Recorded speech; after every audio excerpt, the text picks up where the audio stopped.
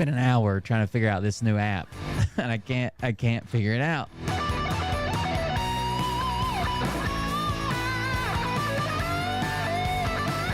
It's a really cool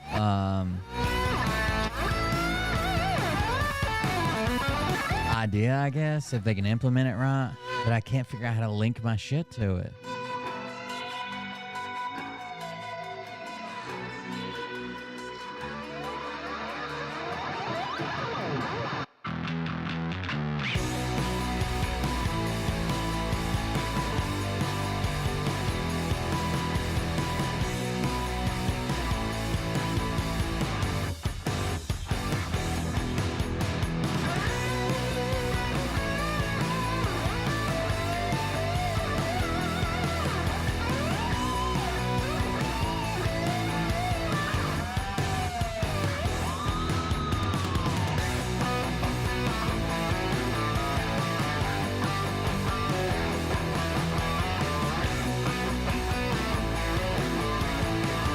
I'm trying. I don't know. How does this even work? What you think about? Sometimes I don't want to stop listening to my audiobook and stream. I'm like, man, this is a really good part. I don't want to miss it. Burn it out. Sell them to the richest buyer. They want to let the world decay. Then other times I'm the president of the homeowner association, and I mistreat people because I feel like I have some power. So I guess potato.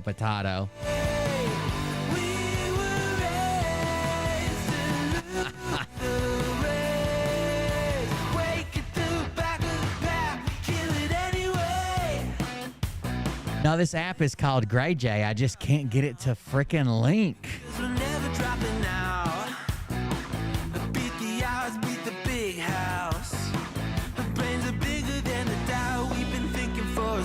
Never let the truth fade away. This is bigger than ourselves. We won't let the world burn away. Burn away. We feel betrayed. We were raised to lose the race. Wake it to the back of the pack. Kill it anyway. To play.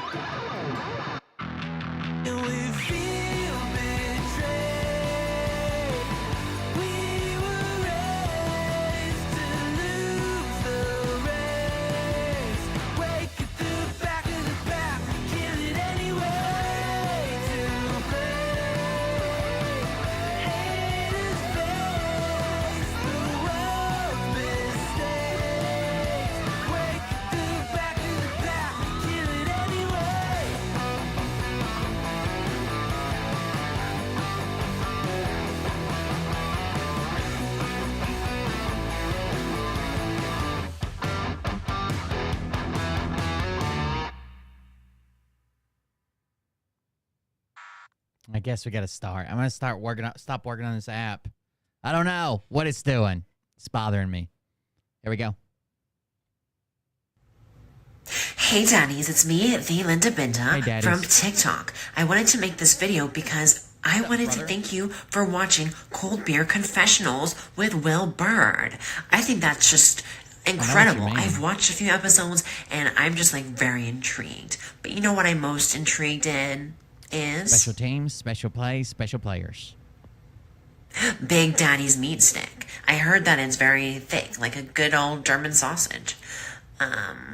You know, Linda and her coochie loves that. Oh, never mind. Let's not go there. Anyways, I hope you have a good show and enjoy it. as you can. There's a lot of weird things that go on, especially when it comes from the realm of Linda Bindaland. So, enjoy the show. Thanks for watching. Peace out. Welcome everybody. I'm Will Bird. This is Cold Beer Confessional. I forgot to turn on my monetization, so hold on a second. I'm trying to get this app working called Polycentric, and what Polycentric does is, I'm sorry, it's GrayJay. Polycentric is the ID part of the app. It's GrayJay actually. I'm trying to get an app working called GrayJay. And what GrayJay does is you verify all your accounts, like my YouTube, my Twitch, my Facebook, my whatever, Rumble. And if you download the GrayJay app is kind of like YouTube, but it links everywhere I'm at. So what they're trying to do is, no matter if you get banned, no matter what platforms you're on, if you broadcast to different platforms, put them all on one app. And you can use it for everybody. So like, it'll import all your YouTube subscriptions. It'll import all your Rumble subscriptions, and it puts it all in one app and one feed. So if you get banned from somewhere, or let's say you only broadcast to like Kick or Rumble or something, it's still there in one app. It's called GrayJay. Louis Rossmann made it, the guy that does the Right to Repair, that guy. And I've been trying for the last last hour and a half maybe. Yeah, it's after 10. Last hour and 45 minutes or so to try to get this stupid thing to link. Like I have my ID set up and I have the GrayJay app set up, but I can't get the two to link to each other. It's confusing me. So there's that. I'll see if I can get it fixed. What would be nice is if instead of using the YouTube app, you could use the GrayJay app, because it's got a lot more features. Like you can download videos and shit and watch them offline. But you could go there, and it doesn't matter if I had 14 YouTube channels and 2 Rumble channels and only broadcasted to Twitch on Tuesdays. You would just open that app and you could see my videos, or anybody else you follow, no matter what platform they're on, no matter where they put their videos at, no matter which days they switch or if they get banned, their shit will still be up. It's really cool, actually. Here's Louis Rossmann fighting with YouTube over it, if you want some more details on it. YouTube's trying to shut it down.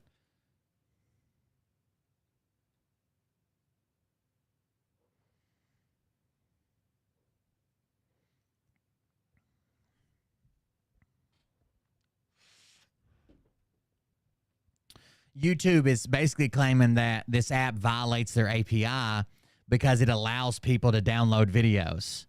And YouTube, if you have YouTube Premium, it allows you to download videos, but it allows you to download videos, but you can't watch them offline. Is from YouTube, or Google here. It says the YouTube legal team. To whom it may concern, we recently became aware of your product or service, GrayJay, your client, which is being offered at grayjay.app.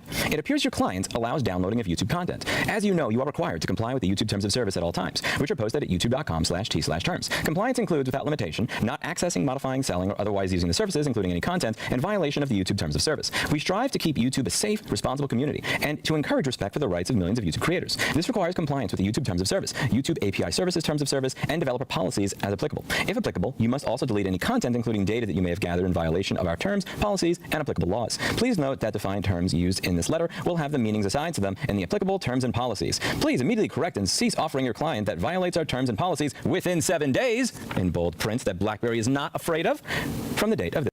So Louis Rossmann is probably not the person to fuck with legally. So YouTube API. So if you don't know what API is, here, I'll show you. I have the API from my Rumble account. Where is it? That's not it. That's not it. Here it is. So this is the API link from my Rumble account. So it looks silly. It looks silly. Let me put it on pretty print. So it says now, top channel, user ID, username, all that information. Number of followers, 3128. Number of followers, 3128. Latest follower was 1973 Chevy Camaro. So you can pull from this API to get like most recent followers, most recent donation, most recent subscriber. Are you live? Are you not live? You could even pull the video just through the API. This is how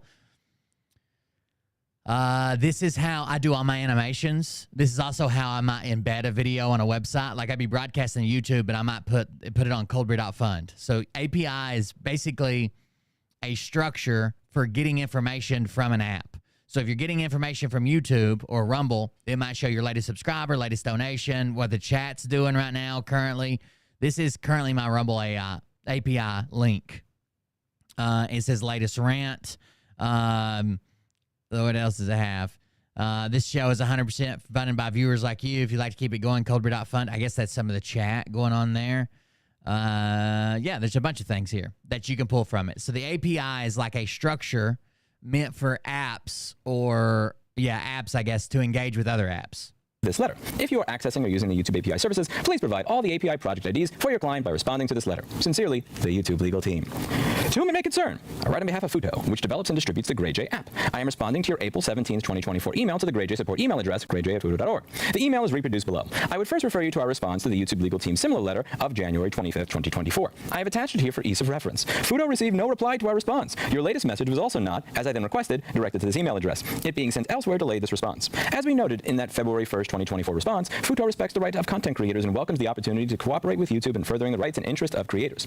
Then, as of now, however, Futo has no reason to cease offering GrayJay. As with the YouTube API services, terms of service, and developer policies, our developing the software is not controlled by the YouTube terms of service. I again hope this clarification ends the matter. And again, request any further correspondence to be directed to this address for the quickest turnaround in response. To go over the last response. So he basically told him to get fucked. This, which I think was not read, but probably thrown into a shredder by an intern. I write on behalf of Futo, which operates the Futo Tech YouTube account and distributes the GrayJay app. I'm responding to your January 25th, 2024 email. Your email alleges that GrayJay violates the YouTube API services, terms of service, and developer policies. It claims these supposed violations undermine the rights of millions of YouTube creators and asks Futo to cooperate with us by correcting and ceasing to offer GrayJay. Futo respects the rights of content creators. We are content creators ourselves, as is BlackBerry. GrayJay's slogan is follow creators, not platforms. Futo welcomes the opportunity to cooperate with YouTube in furthering the rights and interests of content creators. That said, Futo has nothing to correct and no reason to cease offering GrayJay, which exists to help connect those same creators to their fans. Futo never agreed to the API terms of service or developer policies in its development of GrayJay. As the name suggests, the API terms of service only apply, and I quote, when accessing or using the YouTube API services. The developer policies similarly apply, quote, when accessing or using YouTube API services in your service, product, or application. YouTube API services is defined by a bunch of mumbo jumbo there. Futo has not used any of these tools during its development of GrayJay. As GrayJay does not use the YouTube API services and is not subject to the API terms of service and developer policies, neither GrayJay end users nor Futo can violate them. I hope this clarification ends this matter, but I'm happy to discuss the issue further if you'd like. There are several problems with this platform that I've talked about in several of my videos, and so he's talking about YouTube as a platform. Instead of just complaining about these problems, what we've tried to do is actually come up with solutions for them. One of them is the fact that people get banned willy-nilly, and there is not really an even or fair enforcement of the rules. And in many cases, they don't even tell you exactly what the rules are for the type of content that you're allowed to post. The very type of content that the algorithm recommends over other content winds up being content that breaks the rules. Being a YouTube or a Twitch content creator is the closest. Which is true. So like I can go out and break the rules and their AI will pick up and ban my account or give me a strike. Other people, their content is literally in the trending tab and they're breaking the rules. We'll ever get to understanding what it will be like in the future to be managed by an artificial intelligence that has borderline personality disorder. When you take a look at this, or any number of other cases, these platforms have deleted people willy-nilly. And if we are used to using applications that only service one platform, then the user is just going to stop viewing that content because of the friction to installing another application, installing another application, installing another application, and following. So I know people have complained about this, just to me. This basically is,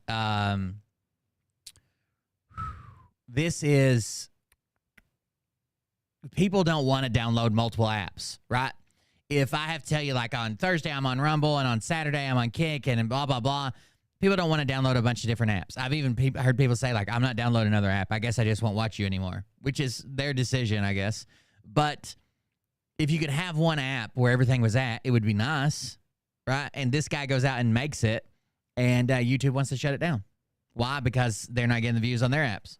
Everybody within 2 or 4 or 6 applications. By aggregating every platform to one application, and more importantly, giving users this harbor application that allows them to verify their identity across platforms, so you can see everybody's content within one subscription feed. So even if they get deleted from these 2 platforms, you can still see the content they posted the 3rd one in one subscription feed. We are solving this problem where creators have to worry about whether their accounts will be deleted willy-nilly. Whether it's these 2 creators, or my good friend Eli the computer guy, who had his channel deleted in the middle of a live stream for reasons that they couldn't even tell them. This is a serious issue. People have their livelihoods threatened completely when they decide to go all in on content creation, which is one of the reasons that I don't. I rely on my business. I rely on work. I rely on other things because I don't want my income to be determined by an AI that has borderline personality disorder. Second one, comment systems. To be clear, we got a lot of work to do on this. How many times have you posted a comment and not seen it? A lot of you will email me and curse me out about the fact that I deleted your comment. But as I've gone over in many instances, I've had people say this to me, like, you deleted my comment on YouTube. I don't even read the comments on YouTube half the time. Like, I go through them like once a day and read through them, but I don't even get the alerts on my phone anymore. There's just too many. I can't do several hundred alerts that I got a new comment all the time. Platform deletes my own comments on my own videos. Now, it's one thing if I cursed or included a link, I could just post. So YouTube deletes his own comments on his own videos. Something innocuous, no insults, no curse, no link. It gets deleted. It's insane. 12 years into this platform, and communication is even worse now than it was in the beginning. Now again, is this application perfect? Got a long way to go there. But we're trying to fix the problems rather than simply complain about them. Another one, and this was the moment, I'll be honest with you, this is the moment where my brain kind of exploded. And again, just to preface this, I have been a person that literally before he finished puberty was paying full price for his software. This is $80 in 2000. Oh, speaking of, somebody left a comment. Why do you say you would think a lot of officers in Chicago have a lot of complaints? All I know about Chicago is that it's dangerous. The people that don't want to be hassled by cops, that probably deserve to be hassled by cops, are the same people that would complain, right? Everybody that gets ran on a drug charge is going to be like, man, they beat me up. Man, they were too rough. Have you never watched a cop video? They always think they know their rights. $80 in 2001 with inflation is probably $160 now. But when you account for the fact, like in childhood inflation, like I was making money by washing bicycles and re-oiling and greasing the chain for $1. This might as well be $10,000 for a 12-year-old. So I have always paid for my content. I've paid for my software. I pay for things that I find valuable, whether using the add to cart button or a direct donation. At the same time, you cannot ignore the fact that over the past 20 years, we have been doing this thing where the more you are willing to pay for content, the shittier your experience. The more you're willing to pay for software, the more you're opening yourself up to abuse. It is similar to being in a relationship with somebody that is avoidant in attachment style or emotionally unavailable. Literally, the more that you give of yourself, the shittier you will be treated. This is technically the way it works now. It seems like the more you're willing to pay for something, you get treated worse. Like, I've had YouTube Premium for forever. One, because I don't like ads, but I could get an ad blocker. But I feel bad being like a content creator and running an ad blocker, right? Because I depend on those ads as well. Like, that pays me money. So I don't want people blocking my ads and not getting paid for it. So I get YouTube Premium, and basically it gives a cut of that to every creator I watch, right? And I don't have to watch the ads. But you get less every time. So they used to have where you could download videos. Now you can download the videos, but you can't watch it offline. Why would I download a video if I couldn't watch it? The only reason I'm downloading it is to watch it offline when I don't have service or when the Wi-Fi's out or some shit. If I download the video, of course I want to watch it offline. Nope, they took that away and raised the price. And when you look at it, in this particular video, I have a very strange example. I'll admit, very weird example on this video, why I will never pay for YouTube Premium again. In this video, titled Why I Will Never Pay for YouTube Premium Again, I'm going over, I know, a very strange use case. I like to stream my long-distance drives. If I'm driving from New Hampshire to Texas or New Hampshire to Florida, I kind of like to live stream the entire drive just so that people could watch and maybe listen to what I have on the radio as I go. And one of the things that happens if you're doing a YouTube live stream is that it's very, very buggy if you want to listen to something. So sometimes I may want to listen to an audiobook or a podcast or something I downloaded because I'm on the road. It's very buggy to use the same phone that I'm using for a live stream to also play audio content. So what I would do is I would get an old phone that doesn't have a SIM card. I would connect to Wi-Fi at home. I'd log into my YouTube account. I hit the download button. And a few days later, I would go into my car and want to listen to that. And what happened here is it would say, this downloaded content is not available. You must connect to the internet. So I literally had to drive to a rest stop, enable hotspot on my phone, connect this phone to that one so that I could play content that I don't know if he's from New Hampshire. Downloaded. I have no idea if he's from New Hampshire. Yes, a strange use case. But something went off in my head that day. Something exploded where I became sick and tired of accepting that the more that I give, the less I receive. Whether we are talking about Netflix, where I get lower resolution if I pay you full price for 4K than I do in pirating, whether we are talking about Sony, claiming that what you're doing is purchasing, buying, and then on the page 21 of their end user license agreement saying you don't actually own it. He used to do a bunch of repairs that you weren't supposed to do, like repairing Apple products and shit, repairs that he's a right to repair guy. So he thinks that everything you should buy, you should be able to work on it your own if you have the skills, knowledge, and tools. And that knowledge and tools should not be, you shouldn't be able to gatekeep them, right? You shouldn't be able to make a tool that you have to change the oil in a certain car and it costs $10,000, but they do that. So he fights right to repair. He's hired a bunch of lobbyists and got some laws passed, actually. He's got a huge following. He's 2 million subscribers. Or whether we're talking about the inability to read a book because you have traveled from one section of the world to another. We live in a world nowadays where the more you are willing to pay, the more you are willing to give, the less you will get back in return. And whether it is in my personal life, whether it is in purchasing content or software, or my business life, I have no tolerance anymore. I'm done with this concept of the more that I give, the shittier I get.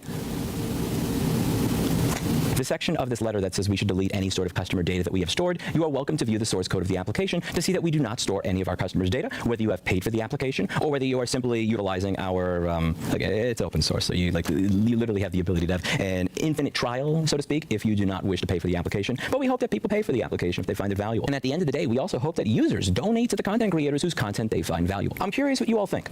The difference between this and NewPipe or YouTube Vanced or anything else is twofold. A, the primary problem we are looking to solve is that creators get kicked off of platforms willy-nilly when their livelihoods are at stake. And B, there's an actual budget here. That's actually pretty scary. I don't think you deserve a Purple Heart, but let's say you're only on YouTube and you have 2 million subscribers or whatever, and that pays all your bills, right? That's how you raise your family. It's how you make your money. It's how you do your thing. YouTube's constantly changing the rules and enforcing them on some people, but not on others. Not even telling you the rules you break, taking your shit down, banning people randomly. They did a thing, YouTube did a thing recently, it was about a year ago, where they just banned, they put a strike on any video that mentioned 9/11. So some people had never had a strike, woke up the next day, and lost their entire channel because they had mentioned 9/11. Not in a negative way, not in a positive way, not in a conspiracy way, just mentioned 9/11. Like, it could just be that it's September 11th, years later, and you're like, it's the anniversary of 9/11, strike. And 3 of those, and your channel's gone. It's crazy. I could hire Quinn Emanuel for this if I wanted. This is not for kids in a college dorm room, and I don't think that Google or YouTube understand that. Spending $500,000 as a retainer to Quinn Emanuel is actually an option here. And I think that would be a lot of fun. As I said while ending my last video, I've gotten 4 laws passed in 3 states over the past 2 years with $1 million. You want to play a game, we can play games. But I guarantee you, I'm the one that's going to be having fun. We are not for kids in a college dorm room. And if you think we are, you are very, very mistaken. We are not taking down this application. He's saying we're not for kids in a college dorm room because YouTube's trying to throw their weight around, trying to scare him into deleting this app, or they'll have, you know, some type of legal remedy put in place. We have no intentions to take down this application, and we intend to continue serving our customers with this open source application. That's it for today, and as always, I hope you learned something. And that's not only directed at my audience this time. I'll see you in the next video. Bye now. I think the app is like $9.99, but again, you can just use the free trial indefinitely. You don't even have to pay for it. I don't know. YouTube's trying to throw their weight around, trying to get people taken down. We'll see how this works out. I want to sign up for it just because people tell me, like when I used to do different channels and some things I don't broadcast to YouTube, and I go to Kick at certain times, and we have Patreon content. This links with Patreon too. So if you have a Patreon membership, you just add that you have a Patreon membership to whoever you just put in your username and shit for Patreon. And if there's Patreon videos, it'll be on the same app. But anyways, it's all in one app. And people tell me, like, I couldn't find you, or I didn't know you were over here, or I don't know what platform to watch you on. Well, that would solve all that. It's one app, and everything's there. Plus, you can, people are like, I don't want to replace my app. You can get rid of the YouTube app, right? The YouTube app that tracks everything that you do, every purchase you make, every ad dollar that they can squeeze out of you. You can get rid of that. And not only that, you could get rid of the Rumble app, you get rid of the Twitch app, you get rid of the Kick app, you get rid of all of those and just watch on one app. And it's all put together. But YouTube's trying to fuck with him. Anyways, thank you guys for joining us. I'm Will Bard. This is Cold Beer Confessional. If you want to support the show, want to make a contribution to keep it going, go to coldbeer.fund, coldbeer.fund, where you can make a donation. Buy me a coffee. We have Buy Me a Coffee. We have Dono Clip. We have the old donate button. We have Patreon. Any of those, if you want to help out the show, you're more than welcome. Let's see. I had some stuff sent to me, so let's go over this first. I don't know what the hell this is, but someone sent it. Copy link address. Let's see what it is.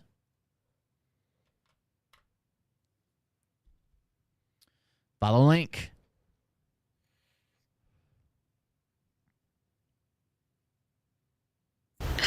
Have you guys seen the video of that cop in Connecticut who was off duty outside of his jurisdiction in his private vehicle in his civilian clothes, gets out of his car at a red light and goes and punches a man in the face? His name's Alan Ganter, G-A. No, I have not.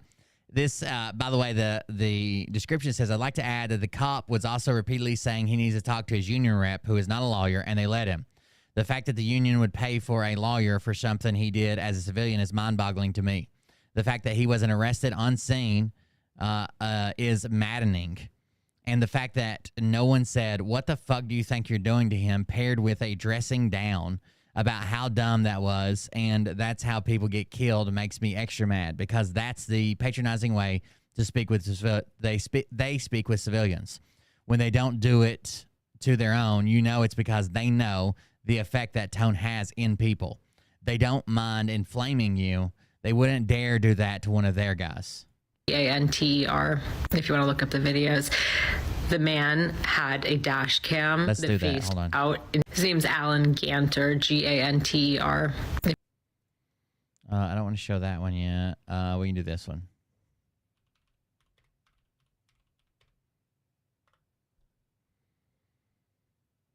Meridian officer arrested in December after a fight in Rocky Hill.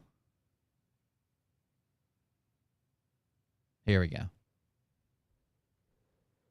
Badge number? Oh, yeah, I have seen this. Badge number? This cop, I guess he gets mad at this guy and fucking punches him. On a civilian. That punch now has a merit. I didn't know he was a cop. I mean, he comes up and acts like a cop, but look how he's dressed. Hold on. Cop punches man Meridian. Meridian? I thought it's Meridian, but it's Meridian. I wonder if we have just the full video. I don't want the news story. I just want the fucking video, dude.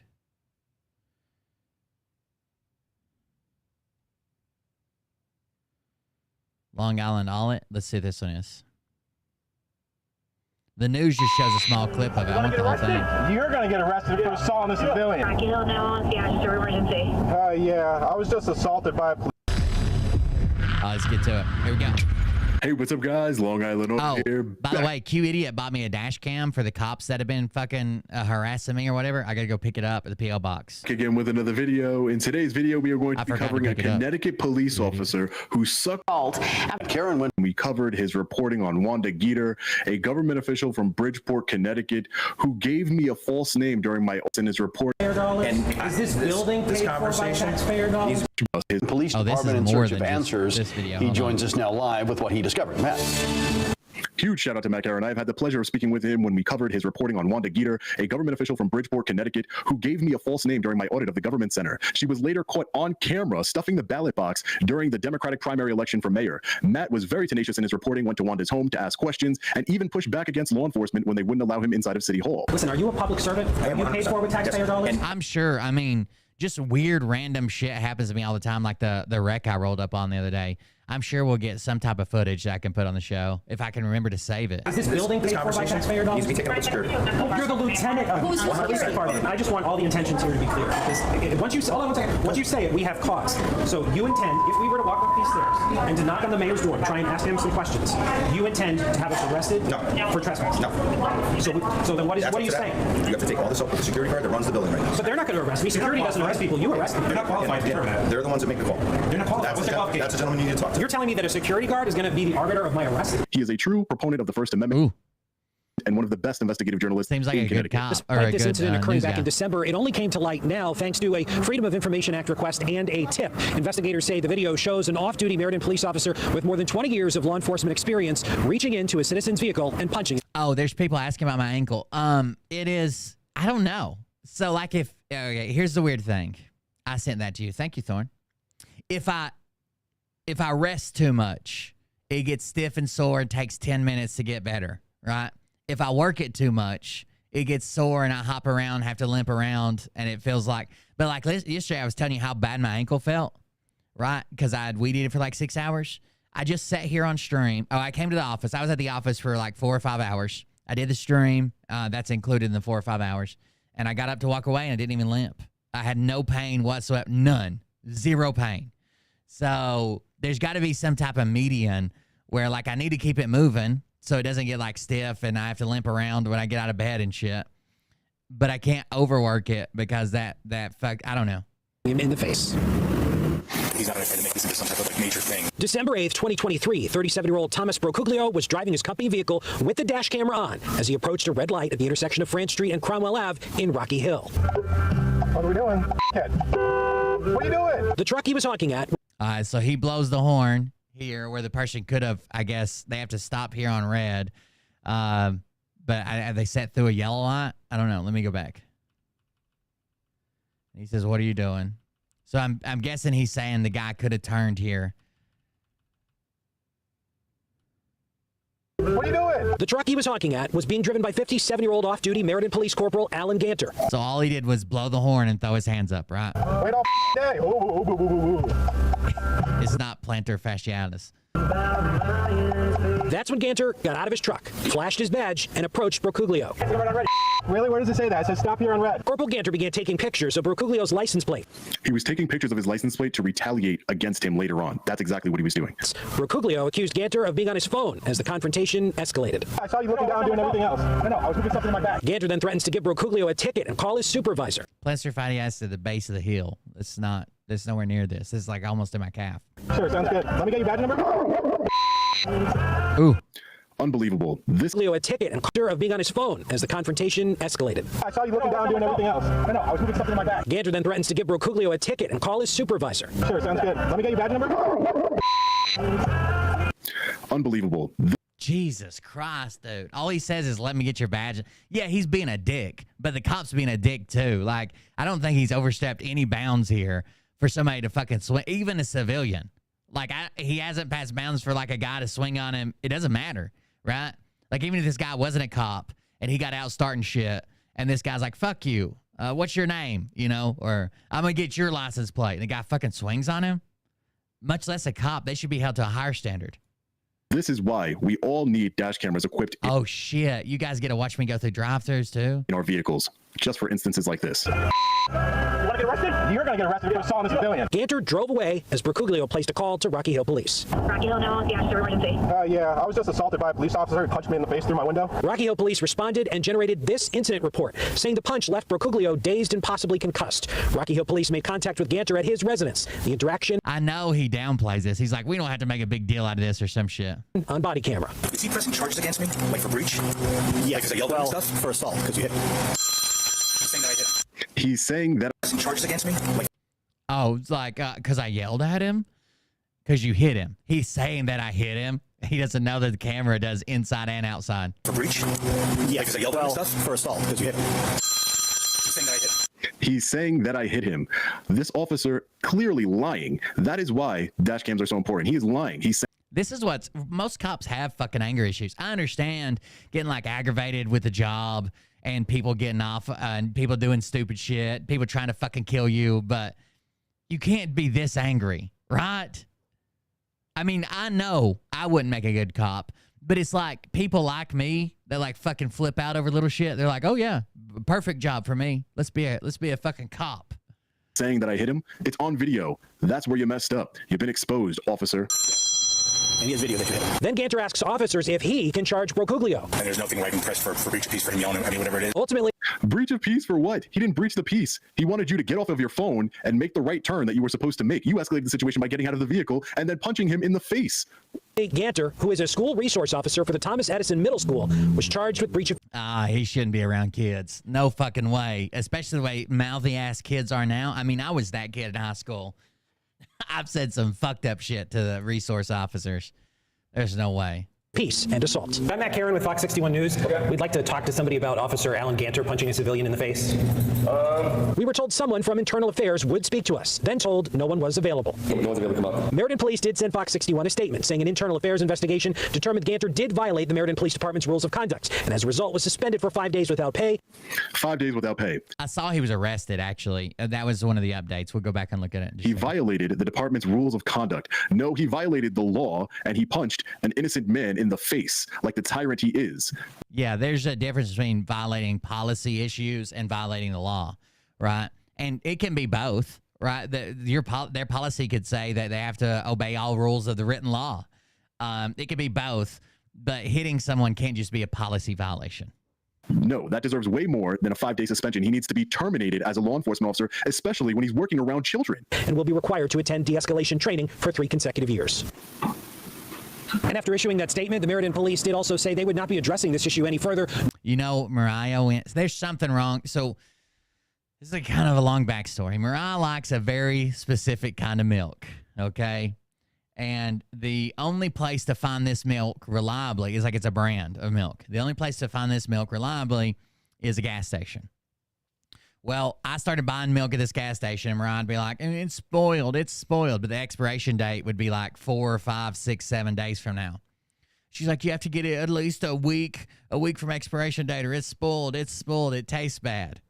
Well, that kept escalating. So I'm like, then it becomes a hassle of like going through bottles in a rack. Like they're in like the rack where they slide forward and try to find her the right fucking dates. Well, then one day I come in and all that whole cooler's empty. And I'm like, what's going on? And they're like, oh, it's over here in the beer cave. That we've been having issues with that cooler. Like it cuts off, cuts on, it stops working, and stuff was going bad in it. I was like, wow, that sucks. So that explains like the spoiled milk. So I went back there and got it from the beer cave or whatever, and she was fine. Well, she's been buying her own milk because I get tired of fucking doing it, and she's out during the day. She might as well buy her own milk. Yesterday, she bought 4, I don't know what the size are. I guess they're maybe quarts. 4 quarts of this chocolate milk.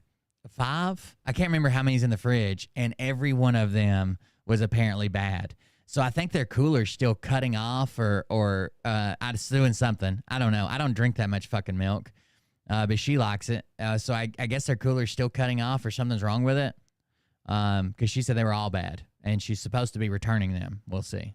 Nor would they be making anyone available for an on-camera interview. We're live in Meriden, Matt Aaron, Fox 61, Connecticut's news station. All right, fellow patriots, of course the Meriden Police Department does not wish to make any additional statements regarding this incident because they got caught red-handed trying to cover this up and sweep it under the rug. A 5-day suspension for sucker punching, let's call it what it is, sucker punching an innocent civilian, all because this officer wasn't paying attention to the road. This is a pure ego trip. This was a tyrant's actions here. And this is exactly what I'm talking about when I say that there is zero accountability in law enforcement.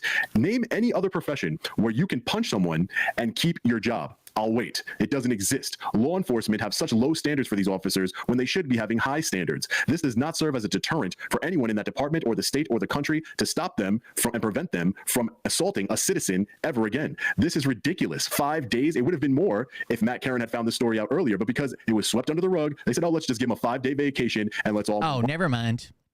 So it looks like, yeah, he was arrested when the cops show up, like they arrested him, but that's all they ended up releasing him, and all they gave him was a 5-day suspension. He should be terminated, especially because he works with children. This loose cannon, unhinged officer works with children, and he will continue to work with children. This is ridiculous. When is enough enough? He should be terminated immediately. Now, I know he was criminally charged with assault and breach of the peace, and that would mean something if he was a regular citizen like you and I, but he's in law enforcement. I know how these things go. Either they're going to postpone the court dates, keep postponing the court dates until everybody forgets, and then dismiss the charges against him or give him a sweetheart deal. For anybody else, we would be on probation at a minimum or jail time at a maximum. But can a law enforcement officer be on probation? No. So that's why he will not get probation. But I am not going to forget about this story. I will continue to follow these court dates. I will even go to the court. Yeah, he can't. He'd lose his job if he's on probation. Obviously, he'd lose his job if he goes to jail. So they just try to, especially with the hiring shortages they have right now, court date and report live. So stay tuned to the channel for that. And also stay tuned to the channel as I've requested the full body camera footage because I'm sure this officer dug his own grave with his words. Oh, he's saying that I punched him. Oh, can I charge him with breach of the peace? So I can only imagine the full conversation and the full context of that conversation that he had with the other officers. This is absolutely disgusting. This is far from over. I'm going to be following up on this. You all should know by now, I love Connecticut, Corrupticate, and I love exposing tyrannical law enforcement officers in Corrupticate, like Sergeant Brian Fahey. This is Long Island audit. He does a lot of these audit things. Is very close to Meriden. So when I head over to Meriden to follow up on this story, I will visit Sergeant Brian Fahey and the Internal Affairs Division. And he loves drawing on his mustache. Does that look like he's drawn it on? Like, I guess it's just dark. I don't know, but it looks like he's drawn it on with a pencil. There. It's been almost a year now since that incident took place. The second incident took place where I was assaulted and my First Amendment right was violated, and they are still, a 3-minute interaction, they are still investigating, apparently, that incident. So stay tuned for updates on that. Hopefully he gets more than a 5-day suspension, but seeing how you could punch somebody in the face and only get 5 days, I really don't see much happening. It literally looks like Let me know your thoughts on this incident in the comment section below. I love like the waxy like pencils or whatever you use on your eyeliner. Reading your comments. We the people need to come together and figure out a way to hold law enforcement accountable for their actions. The lack of accountability is what's producing tyranny. Yeah, so that's Laura says he will reoffend much worse things. That's kind of the environment they build right around it. Like when they don't discipline them for small things, it grows into bigger and bigger things. And then they say, I don't know what happened. He's a great officer, then just, went crazy. As always, stay safe. God bless. I'll see you in the next video. Long Island Audit. Peace. Now, that was all to do with this TikTok video, by the way. If you want to look up the videos, the man had a dash cam that faced out into the world and inside of his vehicle. So we saw everything. And if you watch the video of what happened, paired with the body cam footage from the officers that went to Ganter's house, I think that a really clear picture is going to develop for you if you're a person who still thinks that the law is white hat. So this man with the victim who has the dash cam, the law is honking at this man with the victim. The law is white hat. So this man with the did she say white hat? Victim who has the dash cam is honking at this pickup truck that's at a red turn light, because you can turn on red and the guy's not going. So he starts honking, and Ganter gets out of his pickup truck with his badge in his hand and approaches very aggressively and basically starts like, what the fuck do you think you're doing? Do you know who I am? Kind of shit. And he's like, well, why aren't you proceeding? And he says, because it's a no turn on red, you fucking idiot. I'm summarizing. I don't have the energy to muster his like. So no turn on red is different than stop here on red. So stop here on red, they want you to come to a stop, but then you're welcome to go at any point, unless it says like you have to wait for a signal, right? A turning signal. No turn on red means you're not allowed to go through the red light if it's clear. Like horrible attitude. And the guy says, no, it's not. That sign says stop here on red. It doesn't say no turn on red. And I guess the victim made the mistake of correctly interpreting a street sign, because then the officer punches him in the face through his window. His window was down, but through the threshold. That's important. So you can see the kid is like completely like dumbstruck. And then you can also see the footage of him calling the police. And he says, this guy who identified himself as a cop just punched me. He had a license plate, and they went to the guy's house. So the officers approach him, and he says, let me guess, he wants to press charges because I yelled at him. And they're like, well, and you punched him. Oh, he's saying I punched him now. And he says it with the affect of a weathered, tired police officer who's just seen it all and knew this was coming. You know what I mean? Oh, he's saying I punched him now, right? He was that confident that there wasn't going to be any proof. He has a red mark on his face too, the kid. So they're like, well, there's video. And then he switches without skipping a beat. Well, yeah, but we can put something on him too for being disrespectful to me. This is not his department. These are not his fellow police officers, okay? He is that confident that they are willing to put something on this kid for being disrespectful.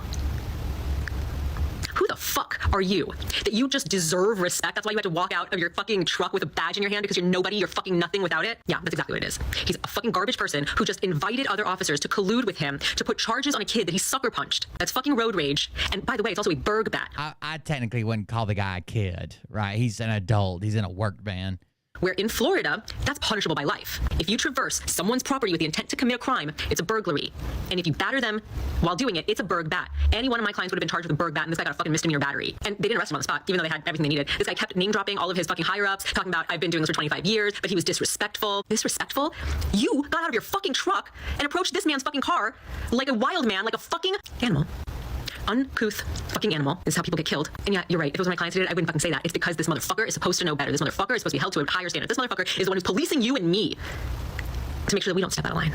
And the first chance he gets, he uses his badge as a fucking, no one can talk to me. No one better fucking honk at me. Who the fuck do you know when you're driving and you hear a honk and you think it's at you and you're like not doing anything wrong? You're like, what the fuck are you doing? This motherfucker takes his badge out, stomps over to the fucking car, and punches someone in the fucking face for it. What would happen if you did that shit? Also, the way that he lied was so...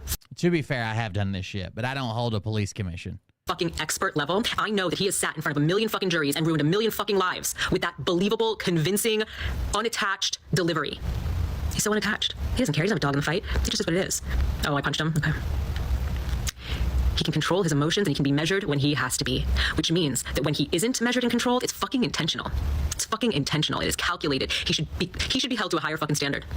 That motherfucker got 5 days suspension and 3 years of anger management.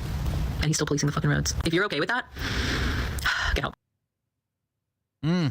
There you go. I wanted to see, there was another video linked here. What is this? Arrested after insane. This is from 2 weeks ago. Bad cop gets arrested after insane stop. We sort out the... And it's brought to us by Houston, where 65-year-old Michael Skurlock was hit by a pickup truck. On February 26, 2022, Officer Michael Kinsley of the Dickinson Police Department responded to an accident where 65-year-old Michael Skurlock was hit by a pickup truck as he rode his bike in Dickinson, Texas. The interaction that followed was captured on Officer Kinsley's body-worn camera and later on Officer Kevin Chance's body camera. All right, so an older guy on a bicycle was hit by a pickup truck. 6-3, some guy on the auto bed. said I was. You all right? Yeah, well, get together. He pissed everybody getting checked out. He said, you all right? I'm all right. So we just. You all right? I told him one thing. No, I ain't all right. I need about $1 million, and then I'll be all right. Well, you ain't getting that, so. Yeah. Well, no. I'm trying to get him. You go ahead and get that. I want to get you. I got that, and I can put that. Okay. Even though it's a complicated something. Yeah. What's what we want to do? Seems like they're working together. The guy hit him with the truck. He's helping him fix his back. Do you think Rod Lusky is looking for? I have no idea. He's not injured. Can you run Michael Stroke? I don't think it has anything to do with Phil. I think it has to do with Andy being a two-faced, do anything for money, and then being protected by certain groups. Like, I don't know. She was one of Phil's most devoted, ban you for anything mods. Then she was let go, made it seem like she left him because she doesn't believe him anymore. And she's still protected by these groups where no one can talk bad about 7K. I don't think you want anybody either. I got tools at the house. You know where I live. You know, you ain't here on purpose. No, 63, did you get my last transmission? Somebody house. You know, right? I'm glad that you or somebody I know. Hey, hold on. Don't go anywhere yet. You don't go anywhere yet. Exactly what the fuck I mean. Don't go anywhere yet. Hey, what the f is it? Damn. What happened? He get me actually. Wow. Don't go anywhere yet. What do you mean? Exactly what the fuck I said. EMS is not needed. Looking that way to go. Start to ease out. The next time I see a flash in front of me, don't worry about flat. Now, I ain't worried about flat. I got to fix a flat next time. And it ain't supposed to fix the bottom of the tire. Get it here. We got tubes in the tire. That's not a leak down. Bang.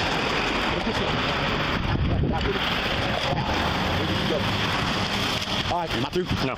What have I got to do? You got to wait here. What for? Tell me. So we finish our investigation. Investigation? Matter of fact, have a seat. Have a seat on the curb. Matter of fact, I was out there laying. Have a seat on the curb. You're not listening to me. Have a seat on the curb. That's what you're supposed to do. Have a seat on the curb. He hit me. He hit me, and I thought he saw me.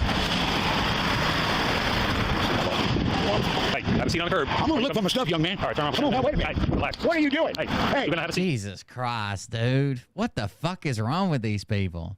Sit down. I'll try to have a seat if you let go of me. You don't know me. Yeah. Leave now. 63, go ahead, rolling ambulance. You don't know me. Yeah. Leave now. We need them now. 63, The ambulance. We need the ambulance now. Have you slammed him up against your fucking cruiser? Rolling ambulance. After Mr. Skurlock attempts to step away from Officer Kinsley to collect his possessions, Officer Kinsley grabs his arm and shoves him against the... He literally said, I wonder if my wallet's over here, and started walking over there. And the guy told him to come back, and he did say, I'm going to look for my shit, but he did come back. He followed it, right? And then fucking slam him up. When Mr. Skurlock tenses up, Officer Kinsley throws him to the ground, causing him to... Yeah, they like that shit. They like beating up people who can't defend themselves. Apparently lose consciousness. Although the type of force used to take Mr. Skurlock to the ground is not clear from the body camera footage, a bystander reported that he saw Officer Kinsley flip Mr. Skurlock upside down and slam him headfirst into the curb. Officer Kinsley, on the other hand, claimed that he wrapped his arms around Mr. Skurlock and tripped him with his leg as part of a tactical takedown move. As we've discussed many times before here on ATA, the Supreme Court established 3 guideposts for courts to use when determining whether a particular use of force was constitutional. Anytime we were told to like wrap somebody up and sweep their legs to get them, we were supposed to hit. You don't ride them down, right? Because that's the force of them following, plus whatever you weigh following them. You're supposed to land simultaneous with them, so both your shoulders should hit the ground at the same time.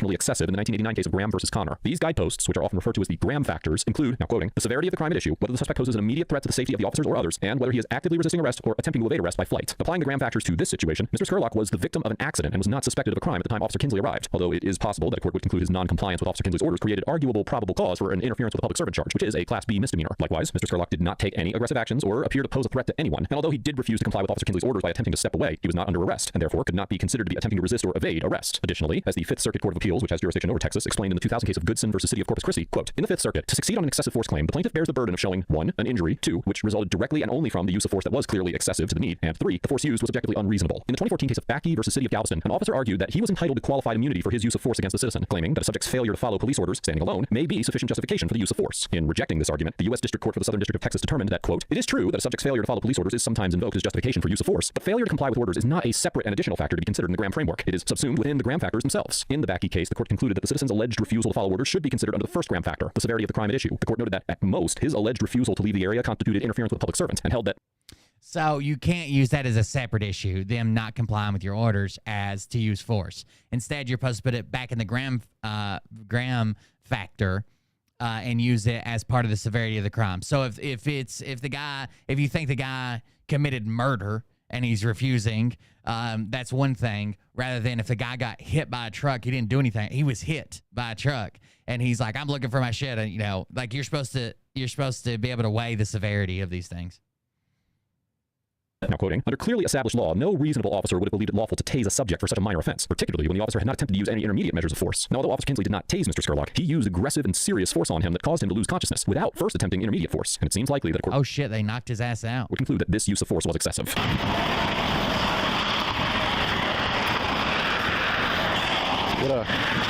I thought he just stopped talking. He's unconscious.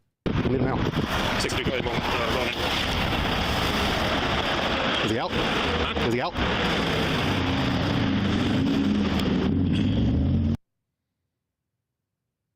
You know his name? Michael Scurlock. Is he drunk? Huh? Is he drunk? No, I tried to get him to sit down. It looked like he was going to walk away. He wouldn't do it, so now I told him to put it down the back car. Let me get his information so I can get him out of here. You good holding him? You want some gloves or something? I already touched my cup. I don't even know if he told him to put his hands behind his back before he started grabbing him. As they wait for EMS to arrive on the scene, Officer Kinsley and Officer Chance discuss whether Mr. Scurlock was He's just like, all right, here we go. And then he told him to put his hands behind his back after he grabbed him. drunk, despite the fact that the body camera footage showed no signs of intoxication. After consultation with his supervisor, Officer Kinsley eventually arrested Mr. Scurlock for public intoxication. Yeah, he said, I wonder if my wallet's back here, and started walking. And then the guy said, hey, get over here, like I said. And he's like, I'm going to look for my shit, young man.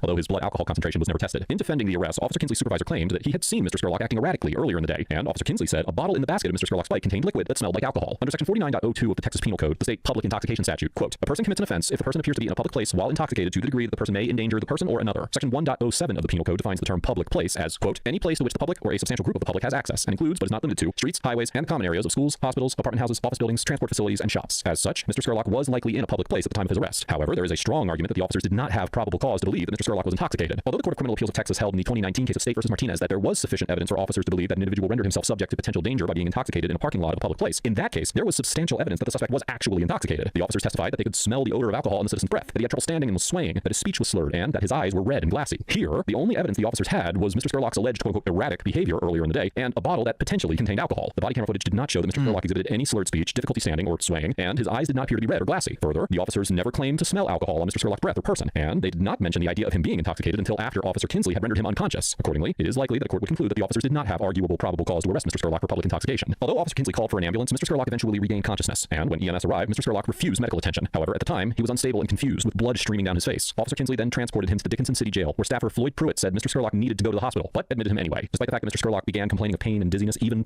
So the guy even said he needs to go to the hospital, and they still put him in jail. The guy that checked him into the jail. Before he arrived at the jail, he spent the night in a cell, where video footage showed him unsteady even in a seated position, collapsing and vomiting. The jail security camera also captured an interaction between Mr. Scurlock and Mr. Pruitt the next morning, as Mr. Pruitt had to help Mr. Scurlock out of his cell to stand. Vomiting, dizzy, all the signs of a fucking brain injury, concussion at minimum. Before a judge setting bail. You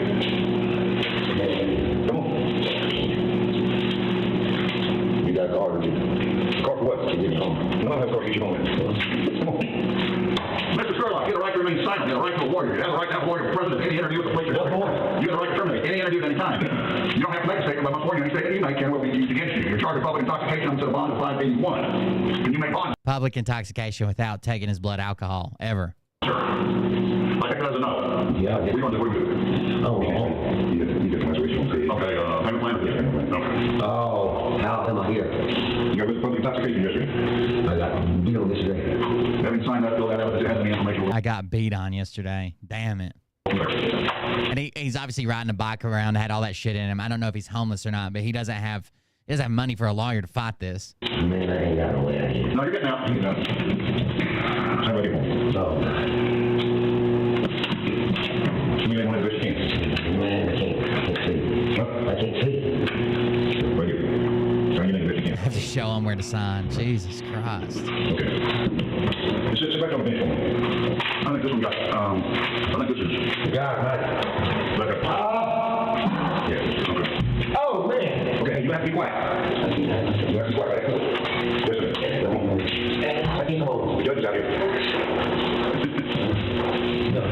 Just right there. Despite the fact that Mr. Scurlock exhibits extreme disorientation, difficulty walking, and reported that he could not see, the jail employees do not offer or provide any medical assistance for Mr. Scurlock. In the 1983 case of Revere versus Massachusetts General Hospital, the Supreme Court recognized, now quoting, a municipality's constitutional duty to obtain necessary medical care for a person injured by the municipality's police in the performance of their duties, and held that the Due Process Clause of the 14th Amendment requires the government to, now quoting again, provide medical care to persons who have been injured while being apprehended by the police. In the Revere case, the court determined that the government had fulfilled its constitutional obligation by seeing that the injured individual was taken promptly to a hospital that provided the treatment necessary for his injury, and ensuring that the medical care needed was in fact provided. Now, although Officer Kinsley called for an ambulance, he did not ensure that Mr. Scurlock received medical care, allowing him him to refuse EMS and taking him to jail despite the clear need for treatment for his open wound and exhibited traumatic brain injury symptoms. As such, there is certainly cause to believe that Officer Kinsley violated his duty to provide medical care to Mr. Scurlock. Additionally, the Supreme Court concluded in the Revere case that the Eighth Amendment's prohibition on cruel and unusual punishments is violated by, now quoting, deliberate indifference to serious medical needs of prisoners, and that while the Eighth Amendment applies only to convicted prisoners and not to pretrial detainees, the due process rights of pretrial detainees, now quoting, are at least as great as the Eighth Amendment protections available to a convicted prisoner. Accordingly, as the Fifth Circuit Court of Appeals explained in the 2021 case of Martinez versus City of North Richland Hills, quote, when officials demonstrate deliberate indifference to a pretrial detainee's serious medical needs, they violate the 14th Amendment. The court also noted that, quote, deliberate indifference is a demanding standard. It requires that an official both know the pretrial detainee faces a substantial risk of serious harm and disregard that risk by failing to take reasonable measures to abate it. Here, Mr. Scurlock's symptoms appeared to be severe and evident, and there is a strong argument that the jail officials demonstrated deliberate indifference to Mr. Scurlock's serious medical needs. After Mr. Scurlock saw the judge, Mr. Pruitt gave him an aspirin and released him from the jail. Mr. Scurlock was driven home, and the next day, Mr. Scurlock gave him an aspirin and released him.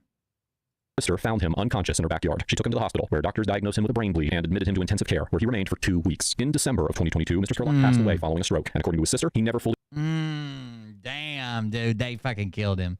recovered from his brain injury and spent the rest of his life in and out of hospitals and nursing homes. Although a medical examiner concluded that Mr. Scurlock died of Parkinson's disease, his family attributed his death to complications from the brain bleed caused by Officer Kinsley. Former Dickinson Lieutenant Frank Price conducted an internal affairs review of the altercation shortly after it occurred, which included a visit with Mr. Scurlock in the hospital. Lieutenant Price concluded that Officer Kinsley had not engaged in any wrongdoing and no punishment was recommended. Officer Kinsley was later promoted to sergeant. However, nearly 7 months later, after a whistleblower came forward, city officials hired retired Austin Police Department Detective Jesse Prado as a private investigator to review several Dickinson Police Department cases, including Mr. Scurlock's. After completing his investigation, Mr. Prado issued a report in April of 2023. The report determined that Lieutenant Price conducted a, and I'm quoting, flawed and biased inquiry into the altercation and deliberately worked to, quote, cover up the incident, noting that Lieutenant Price only interviewed one Dickinson police officer, Officer Kinsley himself, and did not document Mr. Scurlock's extensive medical problems in the jail. Mr. Prado also found that Lieutenant Price did not tell doctors that Mr. Scurlock hit his head on the ground when he visited the hospital, even though the physicians were unsure of what caused the injury. Mr. Prado additionally concluded that Dickinson's then police chief, Ronald Morales, was intentionally, quote unquote, untruthful in his responses to city officials when they asked about the encounter, originally telling them that Mr. Scurlock's injuries were caused by the bike crash. Additionally, Mr. Prado's report determined that Officer Kinsley, quote, showed ill will and malice during his interaction with Mr. Scurlock, unnecessarily escalated the incident, omitted key information about Mr. Scurlock's injury to the EMS technician who responded to the scene, missed multiple opportunities to provide medical care, and inaccurately described the encounter in an official report. Finally, Mr. Prado, who was not asked by city officials to investigate Mr. Pruitt, stated in his report that Mr. Pruitt, quote, failed to render aid to Mr. Scurlock. The Galveston County District Attorney's Office Public Integrity Division reviewed the report for criminal charges, and on February 22nd, 2024, a grand jury indicted Officer Kinsley with abusing an elderly person, which is a third-degree felony, and official oppression, a Class A misdemeanor.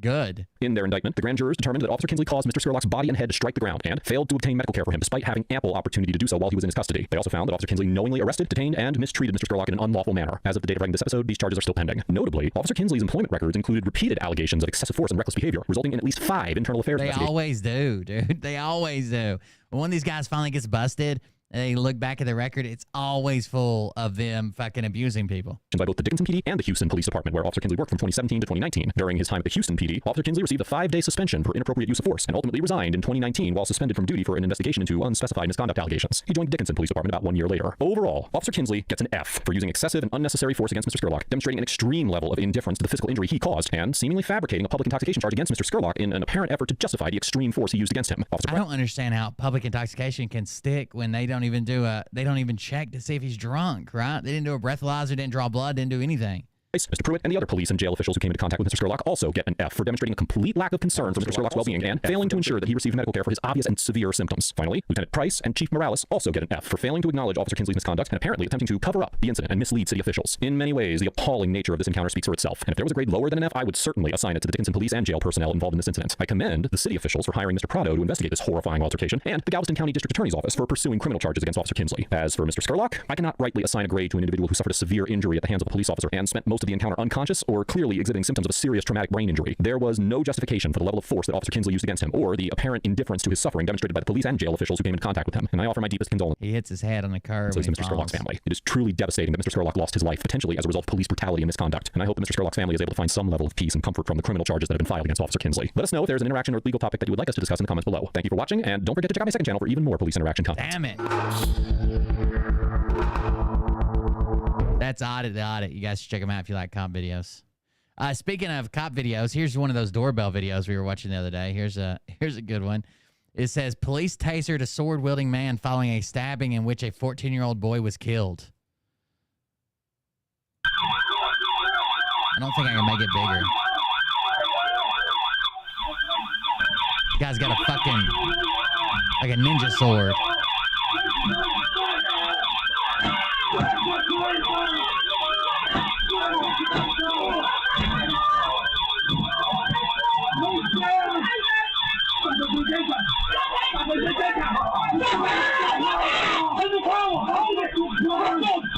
It's from the UK. It's That's why nobody's got a gun.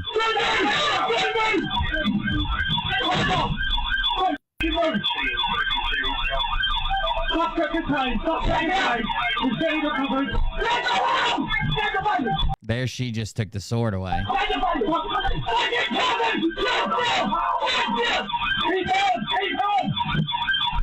There's the special response units that finally show up with firearms.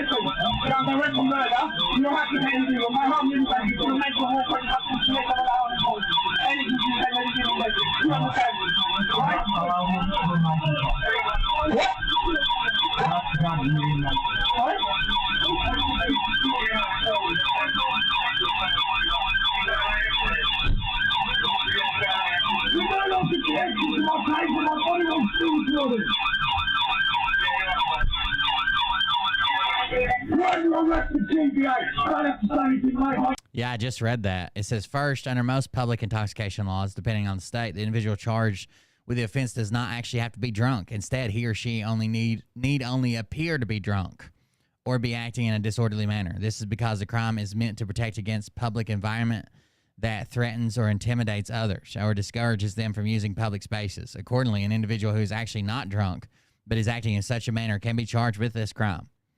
This also means that, unlike DUI, no test for alcohol level is required for a public intoxication charge. A prosecutor can rely on the testimony of law enforcement officers or other witnesses who observe the conduct of the defendant and have presumed the defendant to be drunk. Even in states that do require the defendant was under the influence of a substance, such as alcohol or a drug, chemical testing is rarely required. Secondly, public intoxication must take place in a public space. In some circumstances, this is quite obvious. For instance, an individual who's drinking boisterously in his or her own home could not be charged with public intoxication, while someone at a city park could. However, it can be more tricky when dealing with spaces like a bar, stadium, or restaurant. Although these may be private facilities that are not owned by the government, they are still places where communities gather. Accordingly, some states deem these to be public locations as well. In order to determine what constitutes a public place in your state, you may need to look into the details of the law, local statutes, and case law.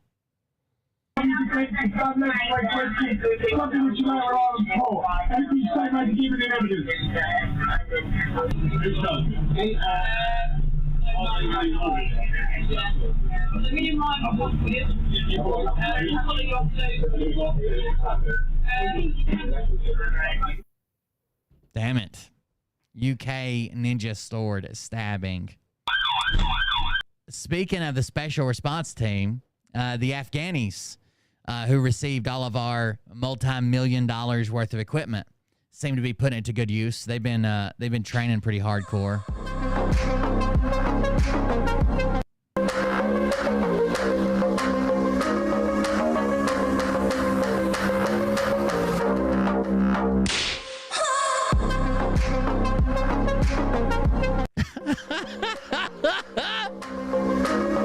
Afghanistan's about to be lit, baby. Lit.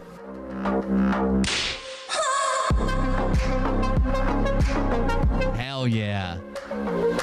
When would this ever come up? Never. I don't know why they're running on. This is like, reminds me of all those North Korean videos where they're like chaining themselves to weights and jumping in the water and stupid shit. Like, what are you doing?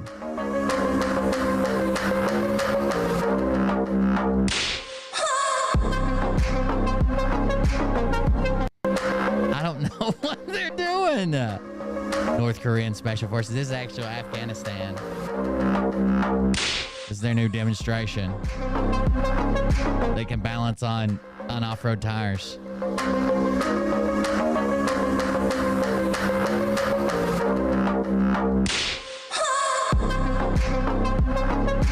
We've watched it like 5 times, but it's still cool. Oh, no more Burt Lynch. I don't know. He's retired, I think. 23 days since his last video. 23 days since his last video. I don't know what he's doing. He took the night off. He took the month off. He took some time off, apparently.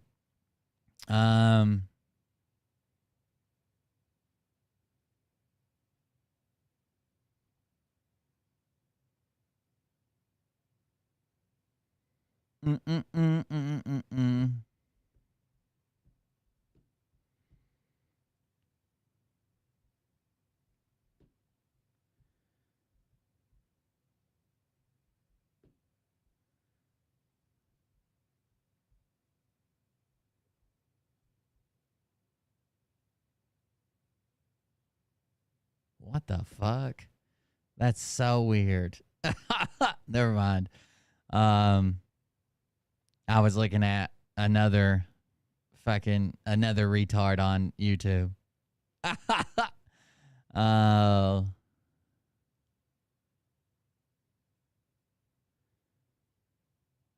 Fucking cam-tarded. Anyways, we got some more stuff. You guys know Daniel Larson? So apparently he was arrested. What was he arrested for? Well, he was arrested by the FBI.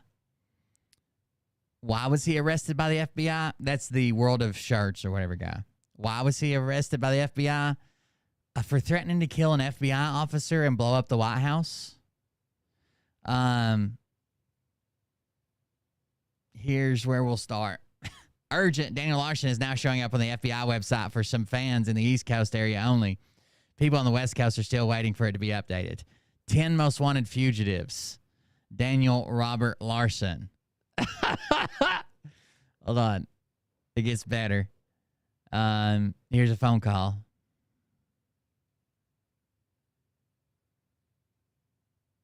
Facility instructions to register. Please hang up and follow facility instructions to register this number as a private number. To consent to this recorded call, press 1. To disconnect, thank you for using. May start the conversation now. Hey, Jesus Christ, Daniel. Hey, can you hear me? Yeah, I can hear you. How are you, bud? Oh my God. I'm doing okay. Well, the feds pretty much got me. The feds got you? This time the feds got me. And Bob told me that it wasn't going to happen and he didn't believe me. And I went to probation yesterday, and sure enough, the feds were there, and they charged me with 7 counts.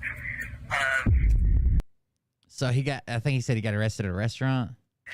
I went to probation yesterday. The feds were there, and they charged me with 7 counts of threats from the threats that I made. They served me with 7 counts of threats from those 7 threats I made. You remember? Threats from the threats that I made. 7 counts of threats? Yep. Yeah, there's so much. Like, there are probably 10 times the people trolling Daniel Larson than watch Daniel Larson. Holy shit. Yeah. So this shit.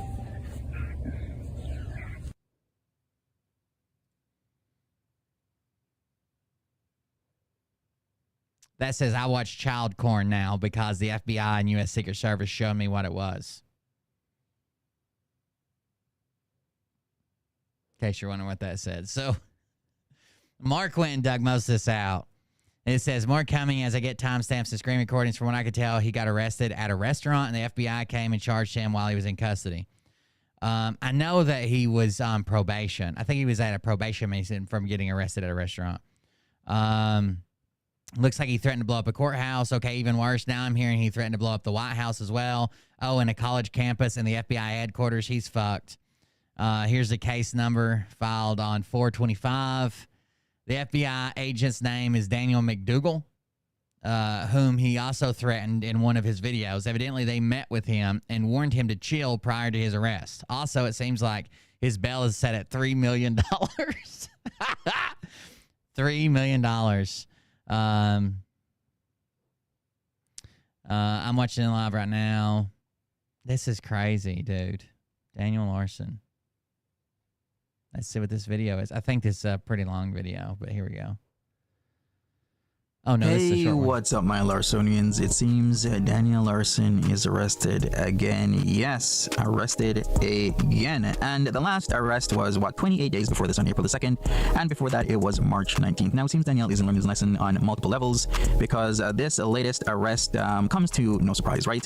And it says his charge is courtesy housing for another agency, whatever that means. So he was placed in the Jefferson County Detention Facility. No surprise, right? And it says his charge is courtesy housing for comes to no surprise.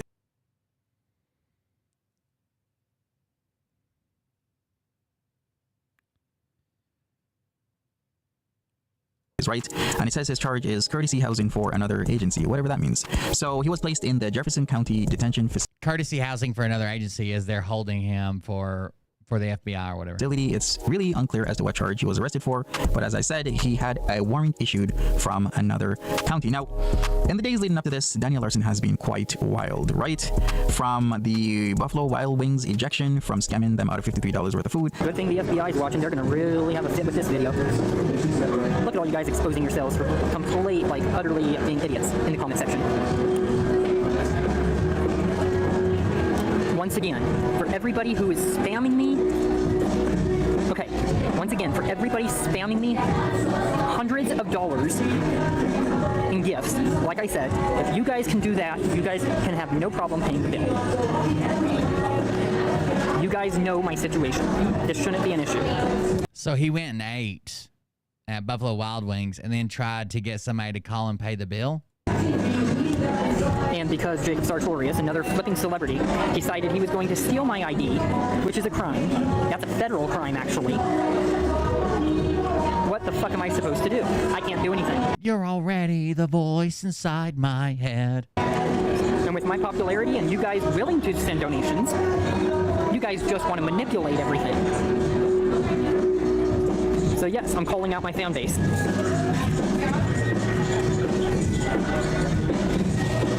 Thank you for another gift. That's like a $20 gift to one person. Wow. Send me another galaxy.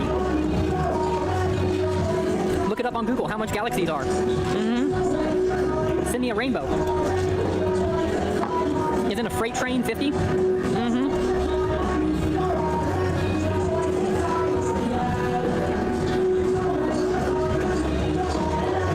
The voice inside my head. Now that you guys are exposed, I will be happy to leave, and next time when I come in here, I will pay before I come in, and I will use the app. Oh, maybe they told him they were going to pay for him, and then they didn't. So, oh, wow. Yep, there's more gifts. You guys at least sent me like 50 gifts in a span of less than a minute. I hope you guys know that roses are like literally 10 cents each. 9. Oh, 3, 10. Wow. Yep. Like I said, you guys can definitely, you guys can definitely pay my bill. You guys just want to manipulate everything for views. I support Biden on the TikTok ban.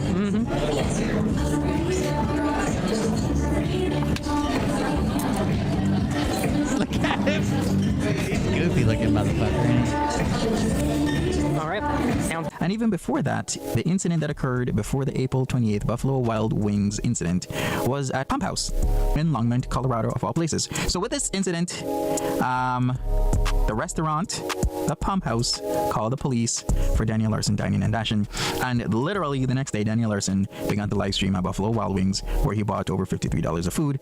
And surprise to surprise, he's not able to pay for such an expense due to, I don't know, maybe he's homeless and maybe he is extremely financially irresponsible and he thinks he can just manage to, I don't know, ask on. Yeah, his viewers have created it, but it takes him to do it, right? I mean, somebody could tell me to go, go fucking punch a cop for $1 million or some shit. I don't have to do it. I would, by the way. If anybody's got legit $1 million, I'd go punch a cop. People to pay for his shit. Anyways, I know where to find them too. I just got to leave here and then pull over, and there they'll be. He managed to defraud the establishment, and they eventually ejected him from the premises. He complained to his viewers about sending donations through TikTok because, of course, through TikTok, he has no way of withdrawing funds from the app. All right, and let's go to the 30th, because that was the 28th. He's arrested. It's funny because I guess he can't get his fucking he can't get his fucking the money out of his TikTok, so they donate to his TikTok. They're crazy. He can't withdraw it. Again, so like I said, he is currently in the Jefferson County Detention Center, and we can infer a lot of things, such as maybe it was Daniel violating his probation several times, which he seems to do in a very casual manner, as well as in the days following up to this arrest on the 30th, a couple hours ago, he did defraud the Buffalo Wild Wings, and he admitted to viewing CS. All right, let's grab the next one. This is a TikTok from Daniel Larson, 2024. Property of Larson leaks. Please hang up and follow facility instructions to register this number as a private number. To consent to this recorded call, press 1. To disconnect, thank you for using Property of Larson leak. You may start the conversation now. Jesus Christ, Daniel. Hey, can you hear me? Yeah, I can hear you. How Oh, this is the full call. Oh my God. I'm doing okay. The feds pretty much got me. The feds got you? This time the fed got me. And Bob told me that it wasn't going to happen and he didn't believe me. And yesterday, and sure enough, the feds were there and they charged me with 7 counts of threats? And associates. Yep, under federal court. Holy shit. So this shit. And not only that, the feds apparently are looking into Bob for his finances, and the feds are also, on top of that, now looking into like making this be the real fed anything. So they think Bob was also committing fraud as well? They think that he's committing Holy shit. money through his bank account, or is he giving you cash and you're putting it into your bank? And I said both. Shit. Why did they take you up to... Are you in... Property of Larson leak. Yeah, because I missed your call last night because I didn't have my debit card or my credit card with me, and I was like, all right, I'll just have to wait till tomorrow. Everyone said... Don't worry about that. Okay. It's okay. I did also talk to the public defender. I have court on Monday. Okay, and it is federal court. The first thing that I'm a flight risk and all the garbage, you know, that they're going to say. But they're looking at trying to put me in. He's listed as a flight risk because he's violated his probation like every day. He just doesn't even give a fuck. Property of Larson leak. Higher security housing. Jeez. So it would basically be basic housing, you know, just like if I got released. They're saying that yes, I would be facing prison time if convicted. My public Gonna see prison time if convicted. defender You think? Oh, that's one of those felonies where they just let you go. being almost 5 years and being out cold. Recorded by Clark and Associates. And I'm panicking. When I panic, I say things that I don't mean. And I didn't mean the threat. I don't know how to make Oh, he just says things he doesn't mean. explosives. Just pops out, guys. They said that, well, you know, that is true, you know, and that is, I guess, shouldn't have been. That's perfect to say. I would listen to your public defender because he's 100% right. There's no way you could actually make a bomb or do anything that you said. Right, and I don't have a violent history, like Okay, so you can't make a bomb, so he can threaten to blow up any place he wants. anything like that. Exactly. The main concern the judge said is that it's one step away from doing so, and that's their concern. If I get back out, and they're also concerned that if I get back out, I will go back on social media and Property of Larson leak. right. And that's what the judge said. And you know what? I'm okay doing a little bit of time. You know, I would rather show I'm going to be good, you know, than create more issues, right? I agree. I mean, you did well with your 27 days, so... Right, all of you. Okay, I'm going to get Grace's number. I'm going to get Tina's. My public defender also said that they were going to reach out to Grace. So they might reach out to you, they might reach out to Grace, but I did tell them that yes, we are engaged, and they're going to try to reach out to her. Property of Larson leak. Know that, like, I'm okay, and, you know, they wanted to see what she wants as well. Are the charges like threats against the government or something? Like those? I guess they're considering calling it interstate threat. Interstate threat. Oh shit. Standing in a crowded room and I can't see your face. What did I just do? Put your arms around me, tell me everything's okay. Damn it. We'll have to jump back ahead. I think this was it.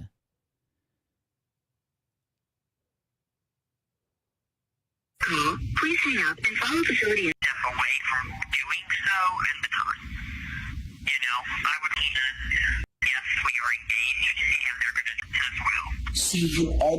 Are the charges like threats against the government or something? Like those? I guess they're considering calling it interstate threat. They're saying that it's threat and interstate threat. They're not calling it like terror. Be a threat across state lines. They're not saying anything like that, but they are saying the biggest concern is apparently DDRC. They had to fully evacuate. Some place, probably the college he threatened, they had to evacuate it. Recorded by Clark and Associates. After like comments you made one time, they had to evacuate like the whole building or something. Yep, and they brought in bombs to Futo. Jesus Christ.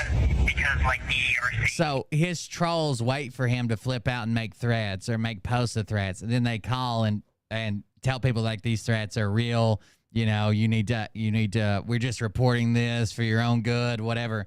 And then of course they have to evacuate the building and shit. They don't know that he's just crazy and does this all the time, right? They have to take each threat seriously.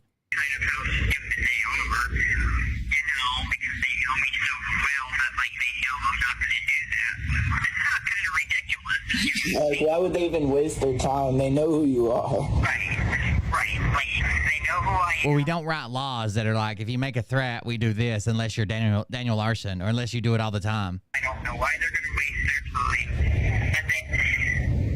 And not only that, the FBI is still saying things about you. And not only you, but now on Discord server. And I know you are Property of Larson League. Jesus Christ, this is a whole mess now. Yeah, so the feds are just trying to get me, you know. Even the guy he's talking to, probably a troll. They're call me crazy when it's like, no, because this is where they hid and I agree. Why would you lie? And I mean, was it McDougal that picked you up, or was it different Secret Service? believe it or not, it was McDougal, and he did actually say that, like, in the end, he doesn't really care that I did threats against him, which, yes, is a concern, and I shouldn't have. He doesn't care I made threats against him. You know, but he said in the end, that either, and he still, you know, didn't care, he would contact me. It's kind of just ridiculous, if you ask me. Yeah, it's like, I guess he's trying to do his job, but then he knows you so well. He knows the threats shouldn't be considered real. We don't do that. We don't do that. We don't let you make it, like, if you make 10 threats a year, we don't think they're real anymore. He knows that they're not real threats. When I was in high school, there's this chubby Mexican that I got in a fight with him when I was a freshman. Him and his friend with this weird bold cut. Anyways, one day when we were juniors, I think, this dumbass called in a bomb threat from the payphone in our commons. And called in a bomb threat against our school. So they evacuated the school, traced the number to the payphone in the commons, pulled up the videotape with a timestamp, and literally no one used the payphone all fucking day. And they're like, oh, it's the chubby Mexican guy on the phone right there. Well. Property of Larson League. Well, you know, like, his concern is was like, yeah, I think this was the first time, and I get it. And I guess that is his plea. He did ask me to stop saying that I was an actual lawyer before because I was still a law student, and he did get mad about that. That was a thing that started the whole thing for me. Well, yeah, and I mean, when you first got contact, right, it was under crazy circumstances. Yeah. For lying for safety. True. At this point, I feel like people need to now tell the truth of what's really going on. Oh no, I agree. And it's all gonna come out anyway in the trial, so. Right, and I mean Daniel McDougall also told me about Property of Larson League. Tina's comment and said, like, didn't Tina say she'll contact Grace anymore? And I'm sitting there going, like, that's months ago, years ago. And since then, Tina is now understanding of what's going on. Jeez. So yeah, that Instagram comment from a while ago. But anyways, what I'm going to do is I'm going to call you back tomorrow. Okay? That's what I do. We might need to figure out a way to put money on my books. Okay, I can help with that. Property of Larson League. Jesus Christ. Here's the next one. This one says, Daniel, this is some of his posts, it looks like. Let's see. Oh, I'll let you guys finish this video you were watching by accident.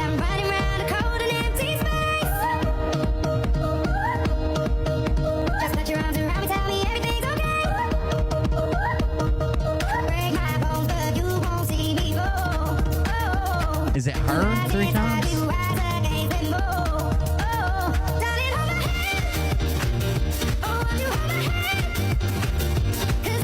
that why she's not crossing herself so she can green screen it?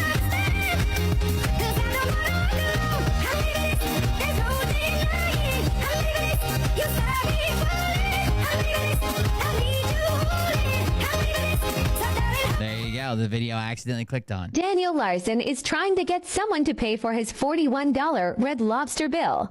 Do you think he tips 20%? Trying to get, thank you so much, and to my family who has offered to pay my bill. Also, what do you guys think he ordered? I don't think they have nachos. So they have QR codes so you can pay on the app or whatever, and I guess he just posts them and tells people to fucking pay it. On the menu.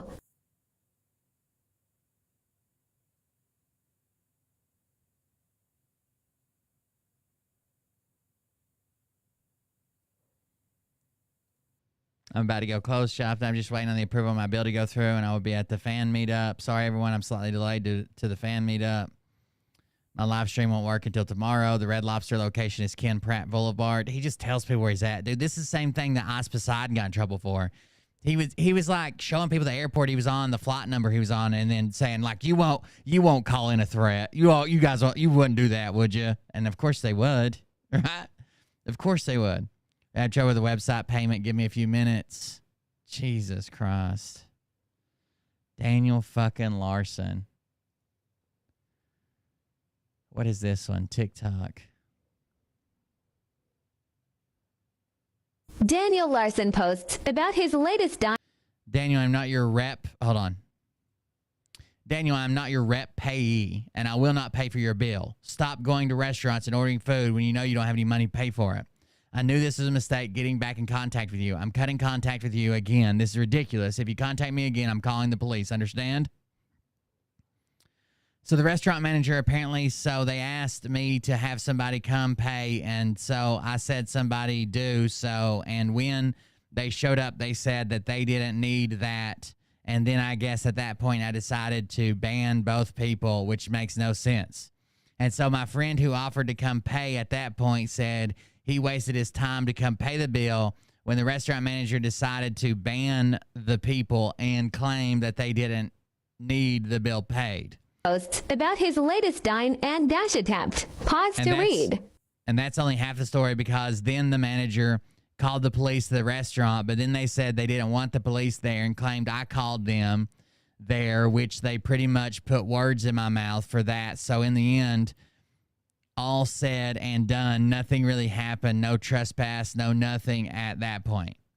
The restaurant manager decided to take my state ID to write down the information, I guess so they could contact me at a later time. No, so they can ban you at a later time. And then they decided that they weren't going to give me back to my state ID, and then threatened me if I go back at all they would call, please back, rather I have money to pay or not. So apparently I can't even get my state ID back at this point. So I called the police and tried to press legal charges for stealing my state ID. And the police told me that I would have to have a family member go and pay the bill because they have, I guess, record of me stealing their Longmont police system and me being with Belk Model, the house company, from apparently 2018. So kind of weird that I have the wrong information. Then they try to throw down on me and they say it's Michael, but that's beside the point. Now I'm without a state ID and my bank won't let me get a new debit card until I get the new state ID, so I'm fucked. And the Longmont Police Department also, when they did show up, they said that they have a record that I am still with Belk Model to this day. And when I said that it's not even true anymore, that none of that is accurate, they tried to call me a liar and wanted to take me on a mental hold. And I refused. Let's do this. Okay, that's better. And take me in on a mental hold, and I refused, and I threatened to press charges on them. So then, of course, they refused as well, and that shut it down, and they took my state ID. I should be expecting a phone call from an on-duty officer for investigation here within the next hour or two, but I'm waiting on a private investigator now to get back to me. They wanted to throw me into a mental institution and say that I was lying about my own housing because they have a record I'm still with the Belk Model. The police officer also, which I find kind of stupid, they tried to lie to me and say they called my bank and talked to the bank with my bank account information to see if I was telling the truth or not. And damn, that sounds unbelievable. Yeah, you reckon? Sounds pretty unbelievable. So anytime Daniel Larson's involved, it fucking sounds unbelievable. That's true. I'll agree with that 100%. Fucking idiots. What is this one?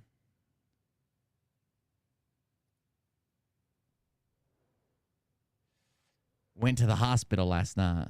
Daniel Larson went to the hospital last night and here is their diagnosis. Delusional ideas, shortness of breath, acute non-intractable headache, unspecified headache tap. Oh, CBC with differential, comprehensive metabolic panel, ethanol serum, salicylate level, chest x-ray, acetaminophen, ibuprofen. He's delusional. He only weighs 119 pounds. # goals. 119 pounds. His blood pressure was 89/52. What the fuck?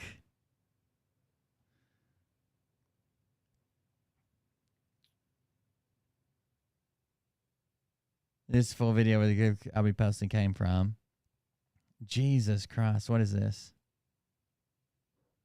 Dude, I'm trying Here's to the clip. pull up in a different tab, but it's not really letting me. What do you? Oh, the arrest video? Yeah, the arrest video. Yeah, it's just Daniel sitting there. Some kids at a table, and they're recording the cops walking in and arresting Daniel and taking him out. It's just hilarious that these people in the restaurant knew who Daniel was enough to be like, let's record this guy getting arrested. Because like the second the cops walked in that bitch, those cameras were already on. They knew exactly what table they were going to. Daniel Larson, no. I've never heard that anywhere before. No, Daniel Larson, no. Can we take down his face so people can see the cops over there? Shit. Now he's just stuck there now for the rest of the stream chat. You gotta deal with this. He's stuck, and so is Jeremy. Wait, here we go. All right, here we go. Kiwi tapes. Oh, no. Highborn in chat asks if we will be getting Larson prison letters. I'm not sure. He doesn't seem like somebody who could write a capable letter. Maybe phone calls, maybe videos and shit like that. No, I don't. I think that phone calls is definitely what we're... That was Creed again. Oh, sorry. It's just so great. It's a great song. That was great. You're right. That went unnecessarily hard. Creed's just... God, what a band. You know, I'm not going to... There's just been something about, like, Christian music, like, really just, like, worship in rock form. Would have much rather had some Creed. I feel that. But yeah, here they are, the cops. They're rolling up, and look who's in the corner over there, just trying to enjoy watching the Denver Nuggets game while eating his mozzarella sticks. It's Daniel Larson. And these cops, well, they're not having it. And in just a few short seconds here, you're going to be seeing them leading him out of this establishment. Like, look at that. Look at that. There he goes. No more Daniel Larson. That's it. That's the last time he was able, at least, like, you know, for the time being, to be in any restaurant, to be a threat to any type of people. And off he goes now out of that, like... My mom had amazingly good blood pressure. It was a little bit on the low side, but like nothing crazy. It was like 113/70 or whatever. And she smoked basically right up until a couple years ago when she started vaping. She smoked, and she would even like salt potato chips and shit that already had salt on them. She loves salt, but damn, she had good blood pressure. That fucking sports bar. The best in the family. Yeah, possibly many years in prison. It's crazy, man.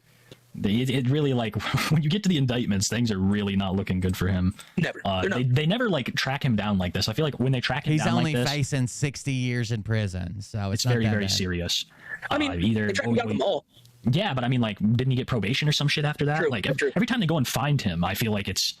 Oh, you're really in the shit this time, Danny. And I love how you can see this chick right here laughing like, oh, that wacky Daniel Larson. Oh, they all know. They're all big fans. It's crazy to think how many people know Danny, but I guarantee you none of them want to go up to him and interact with him because he's a vector for scabies and just a violent human being. Yeah, I wouldn't allow him in my restaurant, personally. No, I know that's like discrimination, I guess. Like, I don't think you can legally do that, but I personally would not like him in my restaurant. That's a completely respectable thing. I would never let Danny into my restaurant just based off of his history of dining and dashing.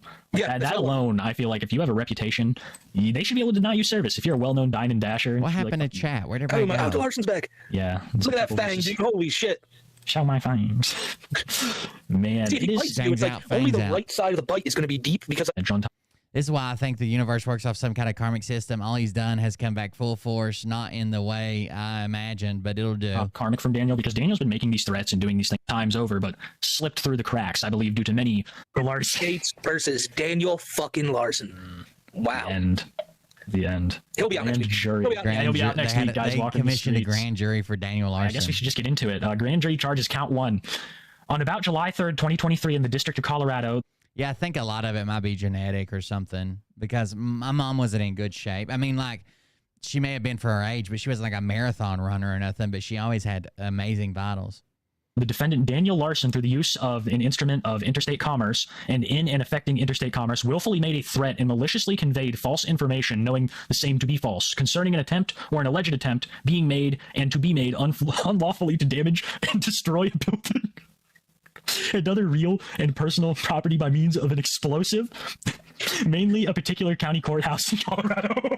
Listen. I'm so sick of legal talk through Chris shit and all that, right? I get this is how lawyers and all write this, but like, just write it like, so this is how I'd write it. On or about July 3rd, 2023, in the state and district of Colorado, the defendant, Daniel Larson, through his YouTube account, said that he would, quote unquote, bomb the shit out of this. Yeah, dude. I know, like, I get it, right? That's the legal way you do it and all, but like, if you want people to really know what he did, like, it's probably way more extreme than it sounds. Oh, yeah, this is putting it light. He probably was like, I will go in there and I will make sure that the children watch. Like, Daniel will cut to that evil part of his soul where he'll just want to, like, inflict as much horror and pain as possible. Goddamn right, dude. It's like he's possessed. There are moments where I really feel like Daniel is possessed by some kind of demon because he'll just cut to Daniel Larson's wild, I gotta ask, like, here's the thing, like, we could probably... Wild. And I bet you he's made a ton of money off just being a fucking wild human being. Oh, my God. Dr. J, who were we watching that time? You remember one time we were watching, like, fucking, like, some IRL streamers, and the one was getting hunted by the cop, and we were calling people and updating them where he was at, and he climbed through that scary-ass drainage tunnel and was in somebody's front yard, and we were contacting somebody and updating them where they're at, while the cops were looking for him. You know what I'm talking about? They were all done in Texas or something. Was it Baked Alaska and his bus, or who was it that we were fucking updating people where he's at? Stop speeding. That's right. Stop speeding. He was all methed out, running around. We were telling him the cops were right behind him and shit. We could probably go back through not just Daniel's old accounts, but through my old videos and find, like, these specific, like, what, I'll go check. What video did I do? Well, if they send him to prison, he'll find love. With Larson in July of 2020. He's only 95 pounds. I guarantee you will be able to find probably these. The threats. Yeah. And maybe not in all the things. A lot of them sound like, what? Do you feel like the dude was all methed out, and he thought the cops were after him, and what was really after him was his friends. His friends were trying to find him, and he thought it was the cops, and we were fucking talking to his friends and the cops in live stream, and we were telling his friends where he was at, and we were telling him that his friends were the cops following him. Watching any of our coverage of Daniel Larson? Absolutely not. Absolutely not. Okay. I hope not. That's scary, dude. I don't want to be watched. No, that's CIA. Man, that's a wild concept, but like, I just love this damage and that's Kobe Teeth right there. That must have been before he passed. Destroy a building. Well, yeah, he said it's not just about that courthouse. He said it about numerous courthouses all around the world. You guys want to see Daniel Larson arrest everybody in a fucking? We'll watch the rest of that. You want to see him arrest everybody in an Olive Garden?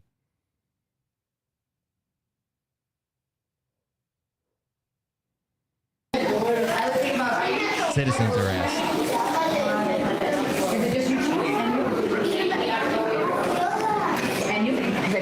I'm performing a citizen's arrest, so the FBI is outside. I have more than enough photos coming in.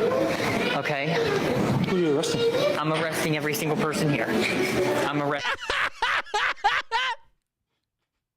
Who are you arresting? This is an Olive Garden, sir. Everybody here, put your hands behind your back. What? Bro.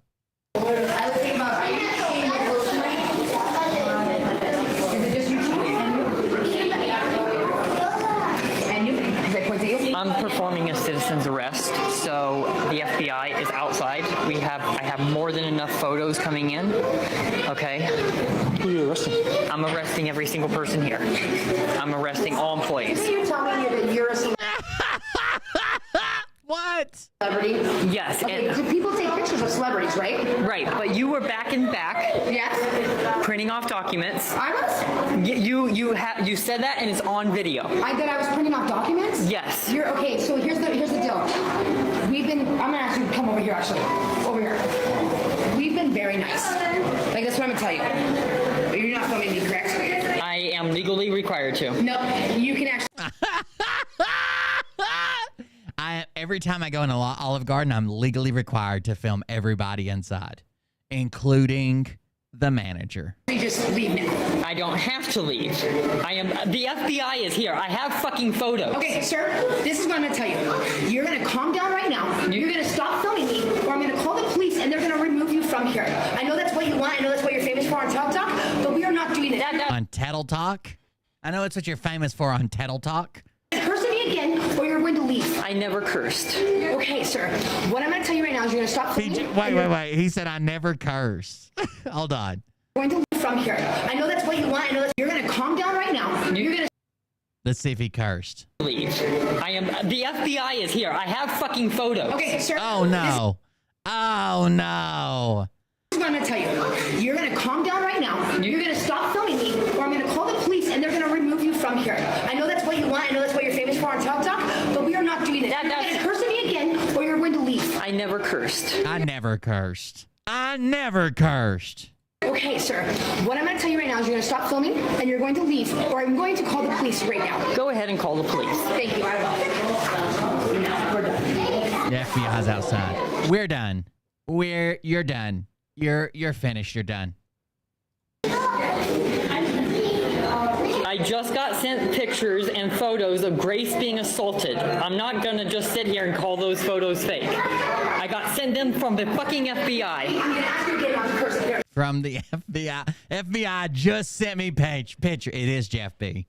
What he doesn't know is Jeff B can't come in because he was just shot at a retirement party. Jeff B is becoming big friends with the Buddhists. I don't know if you guys have been keeping up with that, but he's a Buddhist now. Ask you again. I have photos. I need you to lower your voice. No breadsticks for you. No breadsticks for you. I don't want to hurt your arm, so till we get figured out, we're just detaining, all right?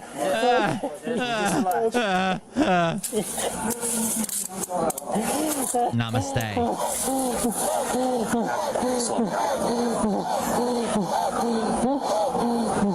Oh, guess who this is laying on the ground? I bet you'll never figure it out. So that's the west side. So everything from our kind of on it, yeah, she's waiting over Look, that guy's warming up Daniel's helmet. there, the bus driver, so. Okay. Would you be more comfortable sitting up? All right, you can sit up. Why is everything off the shelf? It looks like you've already got a bit of a mess. It might get worse, right? Okay. Daniel, birthday. Daniel, what's your last name?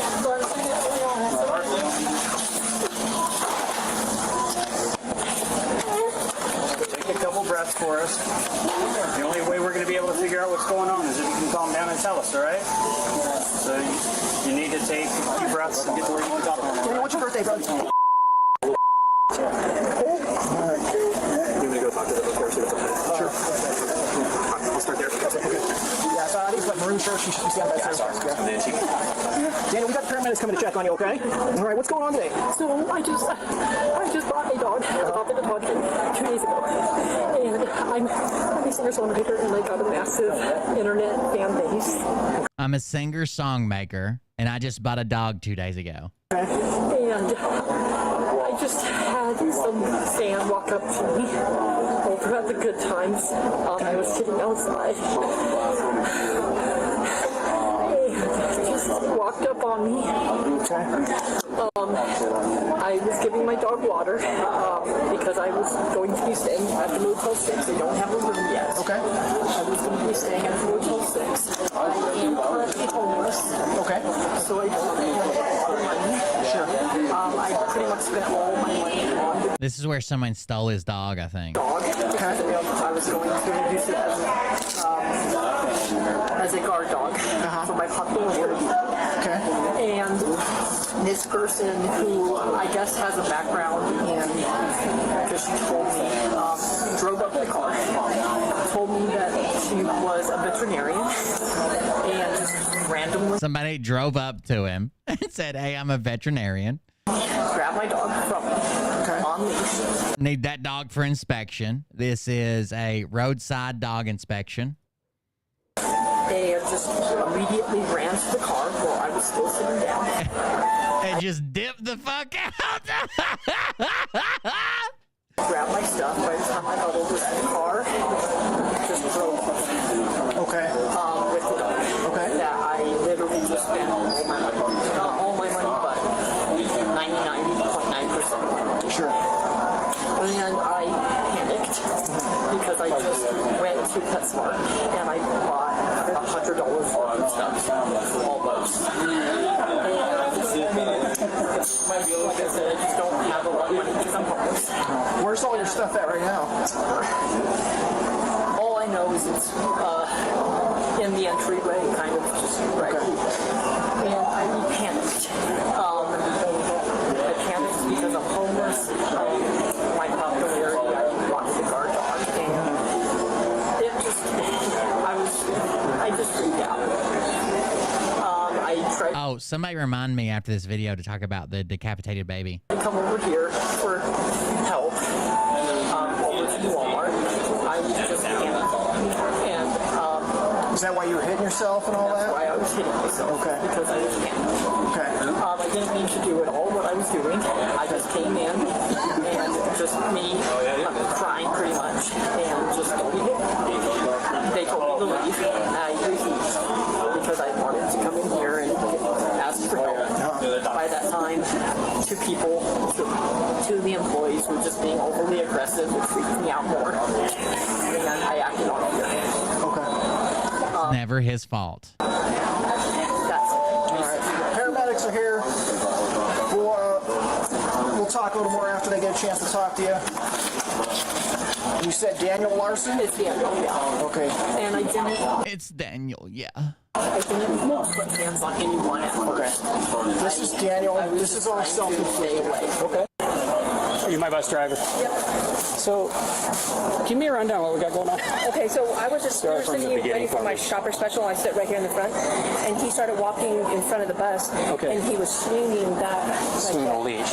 and it just hit the window and whack. And so the guy was following behind him. A man was following behind him, and he has a black guy, Hispanic man, wearing a gray shirt and blue jeans, and he was like trying to stop him. Okay. And then that guy kept on going. Well, the guy with the black guy tried to get on my bus, and he was just like, I was like, no, this is for the seniors. And he was like, well, I'm a senior, I'm getting on this bus. And I said, no, you got to get off. Okay. And then by then I was already calling dispatch. Good. And then I called it. So they should be sending a supervisor and transit police. Let me just say, Jared at the front, let me start with you. Let me get your name just as a... Oh, God. Now it's the senior bus. Now they got to interview the senior bus. Connie? Yeah. C-O-N-N-I-E? Harvard University. Awesome. Connie, a date of birth for you, if I may. You guys on the bus. When The seniors on the bus go, ow, my hip. thing happened. Excuse me. I'm sorry? I'm using a cane to get around making fun of senior citizens. Thank you. Were you? No? Were you on the bus when it happened? Yeah. There's a fire truck there, too. You were sitting out here when it happened? Okay. Did you see the guy that was swinging the bag around? Yeah, I seen him. I heard him. He broke our window. I seen a kid running that way. He broke the bus out of the senior citizens. He broke the window out of the senior citizens bus. Okay. Looked like a junior high. Looked like he was in junior high. This guy's seen some shit, okay? He was killing Nazis in WW2. Black sweatshirt or a dark blue one. Pretty fan. Young man. Okay. And saw him running? Yeah. Okay. My question. We were dealing with a guy over at Walmart who was having a very bad day. He said, I think he might have been in here or was coming in here. Is that dog? Yes. German Shepherd? Yeah. Yeah, I received a phone call on him that the dog was in distress. And the customer I received a phone call that the dog was in distress. Thank the trolls. was going to call... What is a sex press? That sounds fun. You just squeeze it until it comes? I don't know. Okay. Ask Atsuko. She knows. Atsuko, where's your volcano semen? Dog, because he felt the dog was in distress. Sure. I never seen him in the store. I only seen him out here adjusting his collar or something, and then he got into his backpack, and I didn't see him anymore. Okay. Because according to him, someone took his dog. Took his dog? Yeah, while he was sitting over at the Good Times. So I just wondered if you guys knew anything about that. No. He was just hanging out outside there? So he was right outside these windows here. Okay. Was the only time that I saw him. I didn't see him in here. But God damn it, PetSmart confiscated his dog. again, I run around all over the place. Sure, yeah. And when the customer called me, I said, I don't know if he's part of the homeless camp that's over here in the area. He goes, well, I'm going to call animal control. So one guy thinks he's in junior high. The other guy thinks he needs to be locked up on a mental hold. And this guy thinks he's part of the homeless camp down the road. Dog's in distress. They need to go over there and figure out what's going on with the dog because he was panting a lot. It's probably the worst day of the year. Trying to shepherd out. Yeah. To be fair, if they knew the police were already coming, it's probably a good thing they took the dog because the police would have just shown up and shot it anyways. He said he was really hot. Again, when I looked at the dog, I only saw the top part of the dog. He was doing something with the collar on the other side. A pink collar. There's a pink collar, I think is what he had on him. Or on her. Write down your name. Yes, it's Dr. It's DC. And then let me spell the last name for you. It's MESTAS and then hyphen.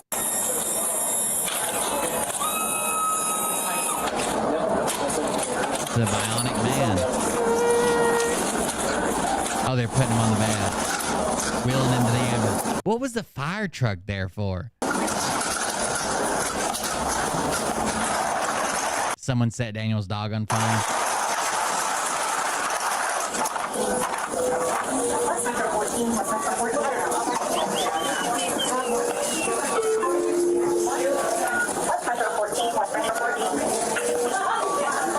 Oh, mostly peaceful redheads here. Guys, we got to wrap it up. Hope you enjoyed the show.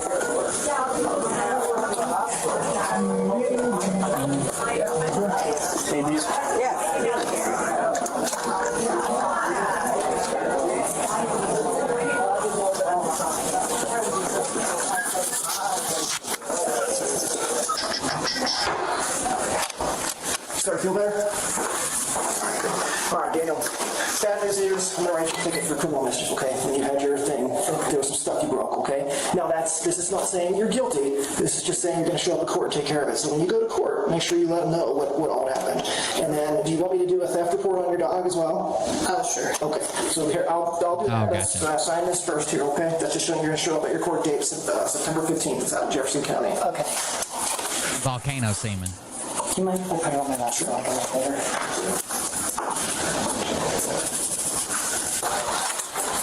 24,000 people All right, so subscribed. what are you telling me about the lady rolling up in the car? Where was this at the PetSmart? So this was right across from the PetSmart. Okay. I was sitting at like the picnic table area at the Good Times. Okay, that's right. You did say that. And it was, I don't don't want to sound crazy with my popularity, but it was a fan, like, you know, a supporter of my career. Do you know them? I don't know them by name, but I've met up with them once before. Okay. And we got lunch.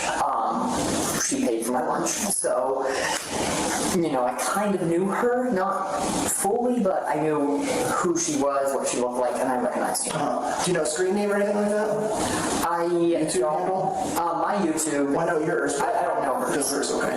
Can you describe her for me? She was a white female. Kind of, I want to say mid-size, kind of like you, muscles. Mid-size. Like you. She's a white female, looked a lot like you. All right, speaking of pebbles, decapitated babies. So if you don't remember the story that come out of Atlanta, this couple, pregnant, goes into labor. Their OB is not there, so they use a house OB, someone from the same OB group. The doctor pulls the baby's head off during delivery, tells the family nothing's wrong, they need to check the baby out. Then they come back and the family doesn't have the baby. They come back and tell them that the baby didn't make it, but they're allowed to see it, but they can't touch it. So they let them see it through a piece of glass, and they just stack the head back on the baby. This is all a true story. I'm not making any of this up. It was a news story if you haven't heard it. They just put the head back on the baby and then wrap it up and tell them that the baby died of complications. Then the hospital and the nurses that are help covering this up try to have the baby cremated. And the parents never wanted the baby cremated. They're trying to destroy evidence. Okay. So that has been ruled a homicide. It just happened last month in March. It was ruled a homicide. But more recently, the guy who did the autopsy, posted the pictures on Instagram. The guy who did the autopsy posted the autopsy photos on his Instagram without permission of anybody. So he's been sued and found liable. I don't know what the rewards are going to be or what's going on, but the coroner who did the autopsy. So originally what happened is the baby went to directly to a funeral home, no autopsy. And the guy from the funeral home is kind of who exposed this all about the baby being decapitated. And he called the police. It's like, somebody needs to investigate this. They started investigating everything. The family didn't know. They found out the baby was decapitated. They started investigating the OB. So they had to send the baby to the autopsy for an autopsy. It was ruled a homicide.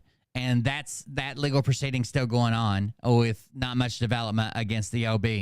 But the guy who did the autopsy took the pictures without permission from anybody and posted them on his Instagram. I don't know what's going on with fucking doctors in the Atlanta area, but it doesn't seem like it's doing very well. It doesn't seem like they're really setting the bar high, if you know what I mean.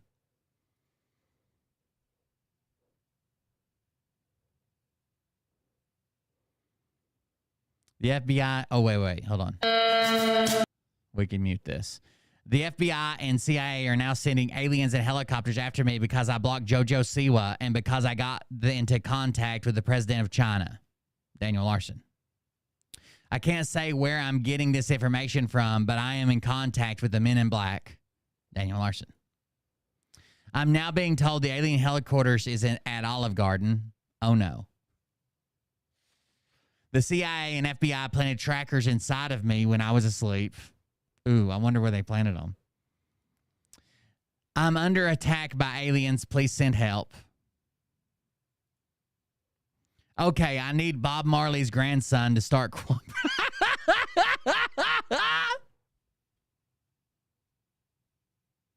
I'm going to need Bob Marley's grandson to start cooperating with this investigation. Okay, I'm now being told Joe Biden wants to give me a medal for everything I've done. I'm in contact with celebrities. Daniel Larson, everybody. The man, the myth, the legend. Daniel Larson.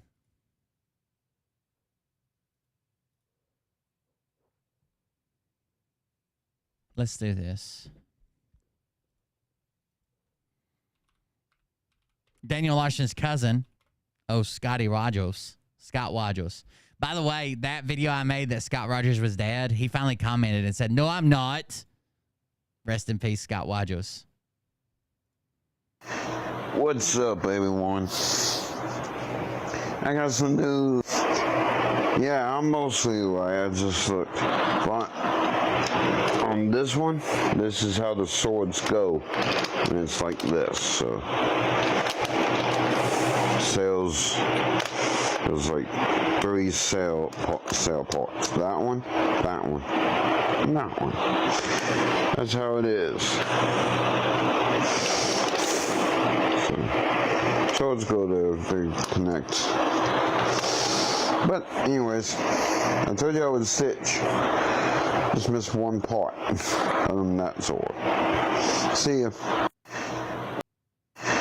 What's up, everyone? I got a new Mega Sword. It's from Power Rangers Super Mega Force, and how did he get these new Megazords? Well, he buys them with money that people send him to pay his rent or buy cigarettes or feed his family. It's the Skyship Zords. This is a review of the Skyship Zords. Submarine. I'm gonna have to look up what this one is. It's a twuck. And the other two. This one and this one. That one looks like a twackle. They all have wheels though.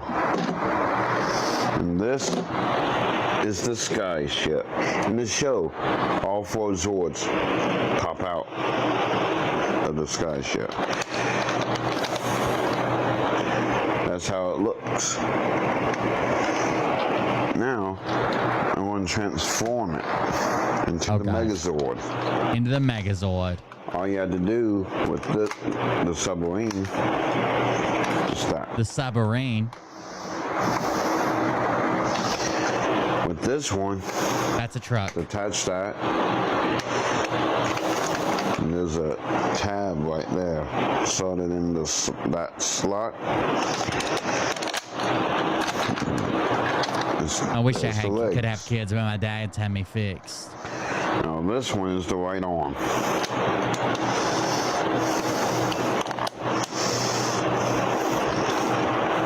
Or what Scott likes to call his date for tonight. Okay, I can't watch him struggle. How's it going, you guys? If you go to my bio, I have a link to Amazon. It's my wish list. Check them out, guys. Check them out. Check them out. How's it going, you guys? If you go to my bio, I have a link. Oh, poop nails. Oh, fecal matter under the fingernails. Fecal fingers. Ah. Sometimes they're so brown, it looks like someone used iodine to clean them up before surgery. You go to my bio, I have a link to Amazon. What do you think about this?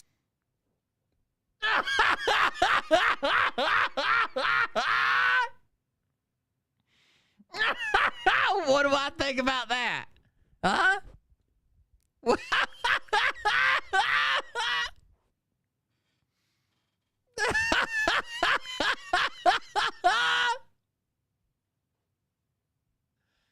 Jesus Christ. What do you think about this? I don't know. What do you think about it, chat? What do you think about this? I love it. What about this? I love it more. How about this? I love it. What do you think about this? I love it. What about this? I love it more. How about this? How does he know my ankles hurt and I had to ride the fucking motor scooter at Walmart the other day? How the fuck does he know? I love it. What do you think about this? I love it. What about this? I love it more. How about this? I love it. What do you think about... You guys ever shop at Walgreens or CVS? Walgreens and CVS, I refuse to take the receipts. Why? because they're like 2.5 feet long. You ever got a goddamn receipt from Walgreens or CVS? You're out the door and the receipt's still attached to the printer. It's insane. So I watched a guy take his CVS receipt and upscale it on a computer program and have a 50-foot. I wonder if I could find that. And have a 50-foot rug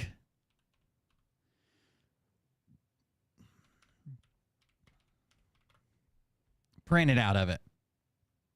Here you go. CVS receipts are always way too long. Look at that receipt. He bought one item. He bought one fucking item.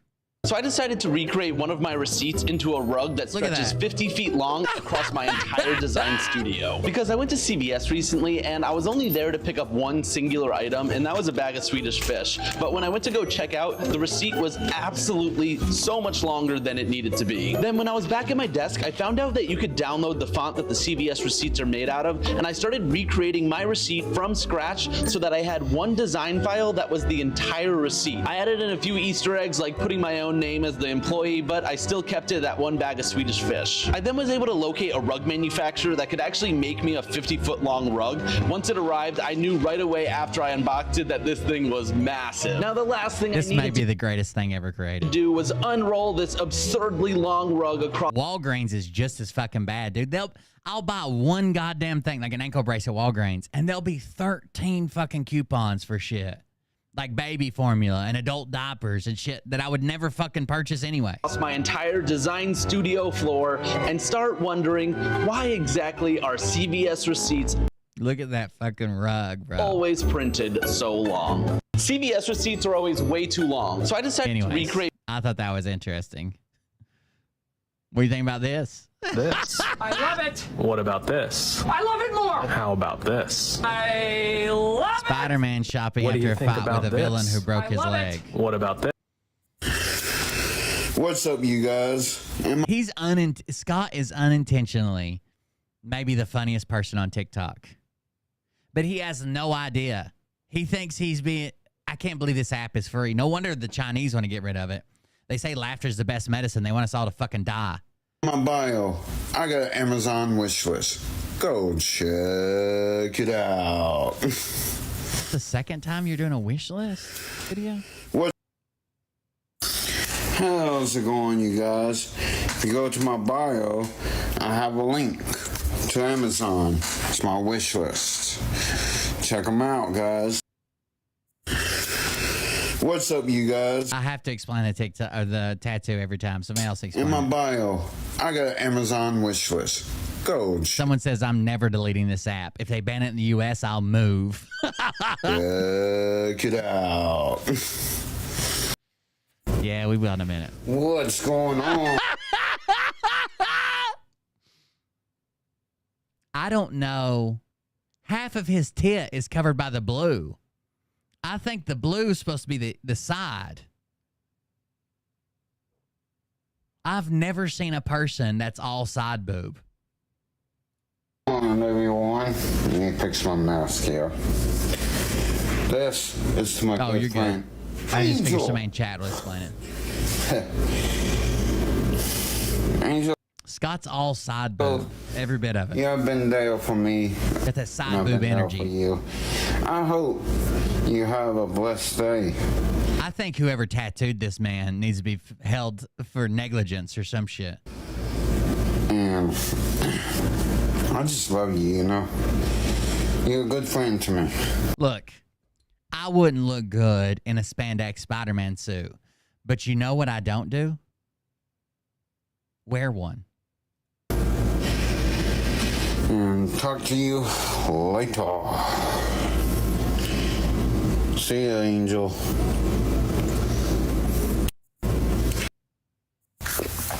What's up, you guys? Good morning. Gonna be battling comment, but I'm talking about STDs. I'm not good. That's why men have to wear condoms when they Get have flagged sex. white Power Ranger. I mean, They're really not going to like my company that I work for. or get checked. Everybody needs to get checked. For Wabies? What's up, you guys? Good morning. Gonna be battling comment. But I'm talking about STDs. Oh, STDs. I'm sorry. I work for Wyatt Power Media. Not good. That's why men. Everybody needs to get checked for STDs, guys. Everybody. Have to wear condoms when they have sex. How's it going, guys? What just happened? Check your STDs, guys. Good morning. Gonna be battling comment. What are the chances Scott has an STD? But I'm talking about STDs. I'm not good. That's why I just want to hear him say gonorrhea. And have to wear condoms when It they sounds so foreign and sexy. have sex. I I already told you guys, well, look at the fucking wish list. Or get checked. Everybody needs to get checked. Please have at least 10 more people ask me, so I will refuse to do it. That's the way we get things done. They ain't good. STDs. Take care. No What's up, STDs. you guys? How's it going, guys? Y'all need to trust y'all's women, you know? I mean, you need to trust y'all's women and get checked. You need to trust your women and get checked with STDs.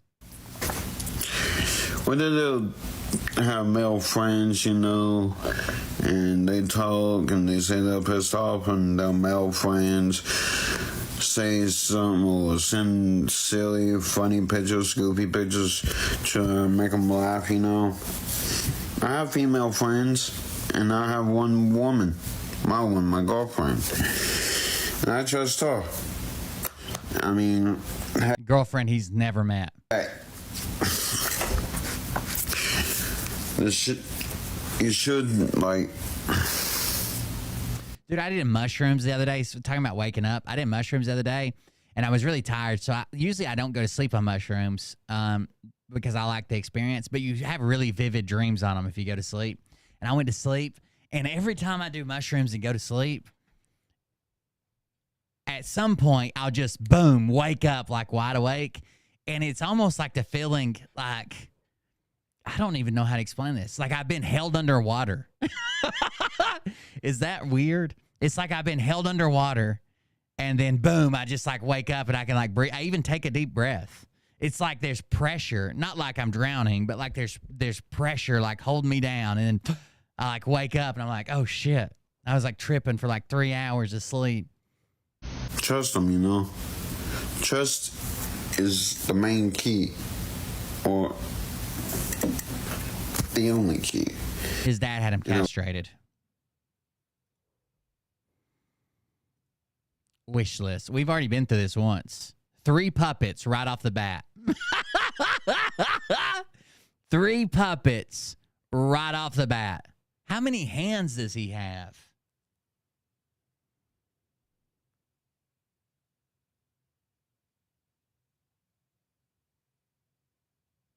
Jesus Christ. What's he doing with all these puppets? Stuff for me to use.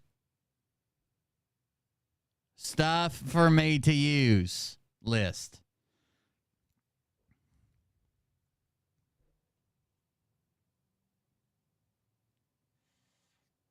Yeah, so I've got a buddy that's on a bunch of antipsychotics. He has to take a shit ton to trip. A mini projector for iPhone. A mini iPhone projector. A DeWalt wearable Bluetooth speaker, magnetic clip-on, wireless job site pro, water-resistant portable speaker, built-in mic for hands-free music and callbacks.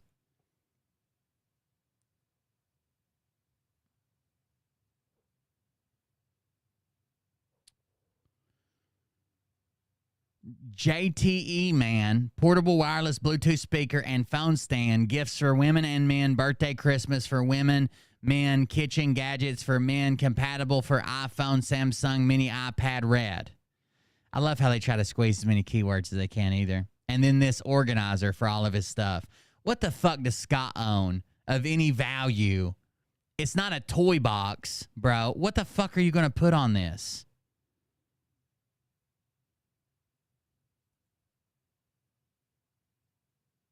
Handcrafted in Ukraine. What the fuck does that have to do with anything? What does he even want these things for? Stuff for me to use. That's his whole list. He used to have a better one.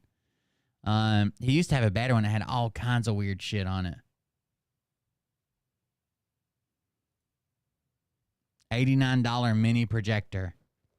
For iPhone, LFast 2024 upgraded 1080 HD projector, 8,000 lumen, portable projector with tripod and carry bag, movie projector compatible with Android, iOS, Windows, TV stick, HDMI, USB.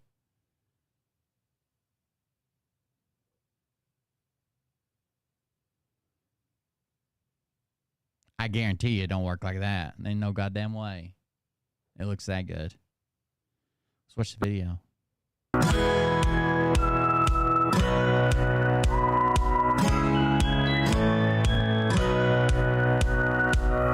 like that beat. So you can watch his Reddit video. Atsuko, you know how the Chinese people are with tech. Atsuko figured out how to get his Reddit video in VR. It's like you're sitting on the dresser.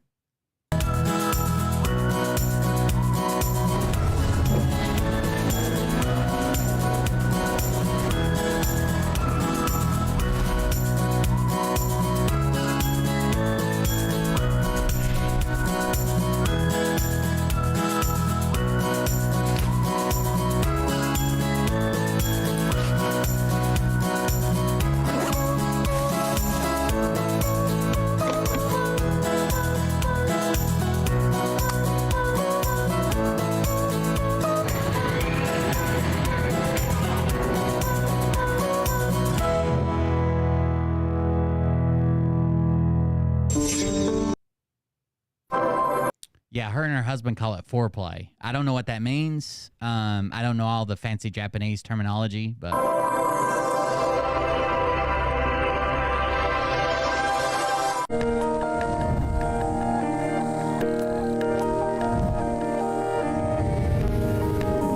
Outstanding sound level. Air.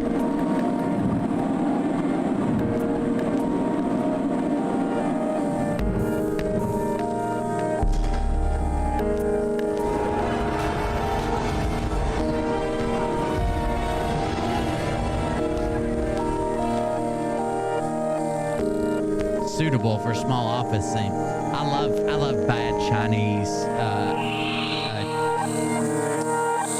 interpretations of what they think. It's not even a translation, right? It's like it's how Chinese people think we talk about stuff.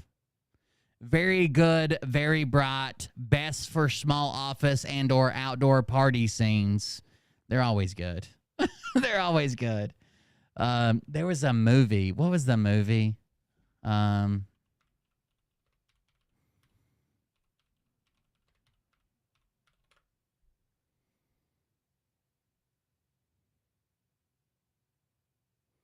There was a movie that was like, I guess it had like a huge fan base, like a cult following, and it was only in a foreign language, and they did like the worst interpretation of it ever. I can't remember what it was. I watched a YouTube video on it once. And it was horrible. Has anybody seen Civil War yet? Is it any good? I know Eli took a poll to see what movie he should watch. It was it was disappointing. I'll say that much. Everything about Eli is disappointing. Wolfpack around the United States or Mobile. I don't know what she is. Gabriela Benson. I think she's been kidnapped. Ooh, why did his teeth come off? What the fuck just happened? Why did his teeth come off to his lip? Gabriela Benson. I think she's been kidnapped. It goes from bottom lip, top lip, back to tooth. I don't know what's going on. Bottom lip. But He chewed it up. A guy answered the phone. I heard a muffle like she was gagged. I know her voice, so she's definitely been gagged. I know Mariah's voice when she's gagged. I know what Mariah sounds like when I know exactly what she sounds like when she's gagging. I'm too sexy for my shirt. Too sexy for my shirt. So sexy it hurts. Oh yeah. And I am too sexy for Milan. Yeah. Too sexy Yeah, for Milan. yeah. New York. Yeah. Oh. He killing it. With Scott's sitting dog walking. And I'm with Scott's dog walking and stud service. And if you're looking for puppies, I can put them in them. I need some business, so if anybody is looking for their dog walks, then touch me. If anybody's looking for their dog walks, get in touch with me at scottsdoesdogs@aol.org. Oh, I gotta start this over. It was just shocking. I'm with Scott's dog walking, and I need some business. So if anybody is looking for their dog walks, How can you have a nose that fucking big and still sound like every time you talk you're like pinching your nose? Look, I mean, that some bitch is cavernous. Does it not connect to anything? Is it just blocked off up here somewhere? I'm with Scott's dog walking, and I need some business. So if anybody is looking for their dog walks, then touch me at Scott's.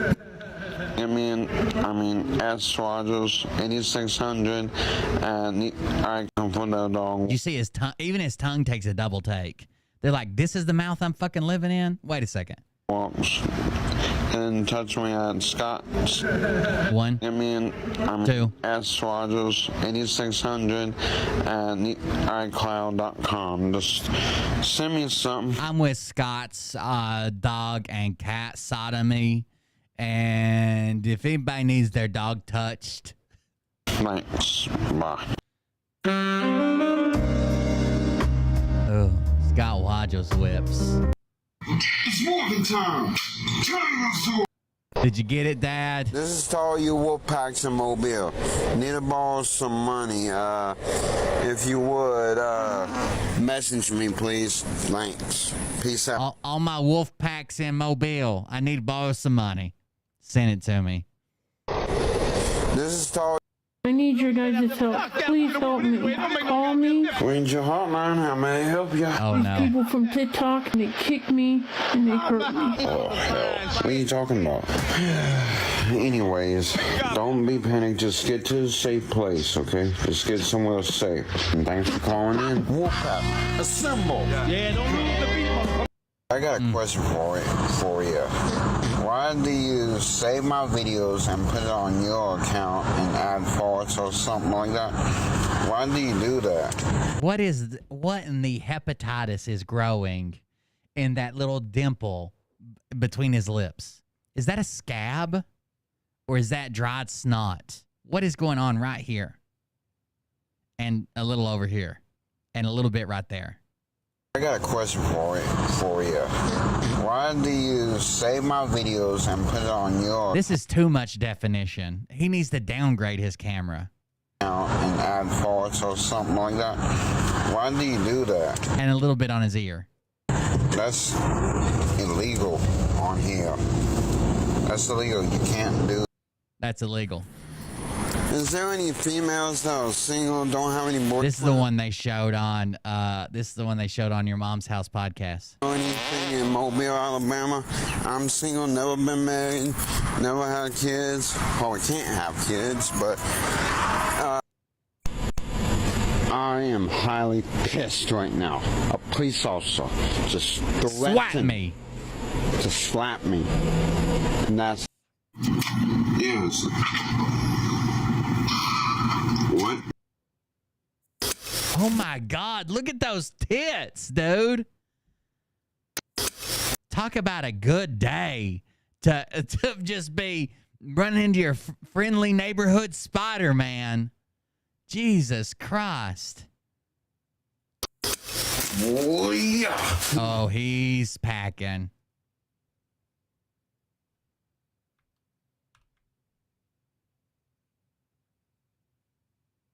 Looks like a toddler's head. What the fuck is that?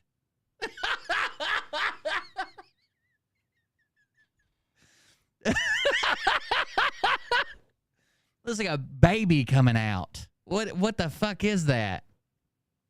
It's probably slimy and hairy too, just like when they crown. Why does it have eye sockets? The fuck your dick looking at me for, Scott? Oh, yeah. Hey, Kilo. Let's just shut up. Oh, my God. Oh, my God. It's...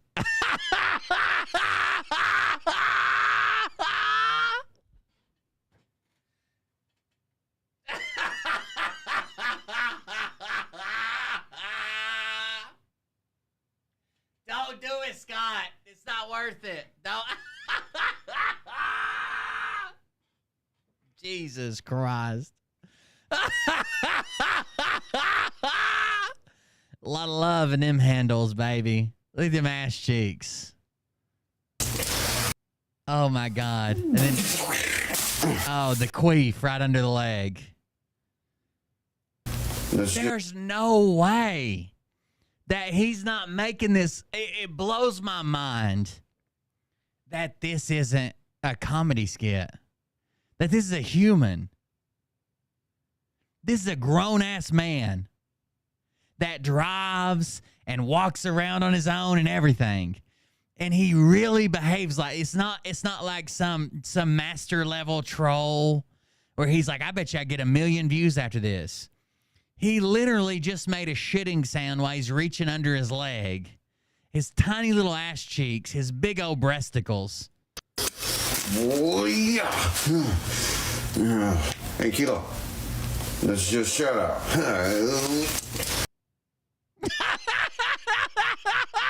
Looks like a jack-o'-lantern. You're my Mary Jane.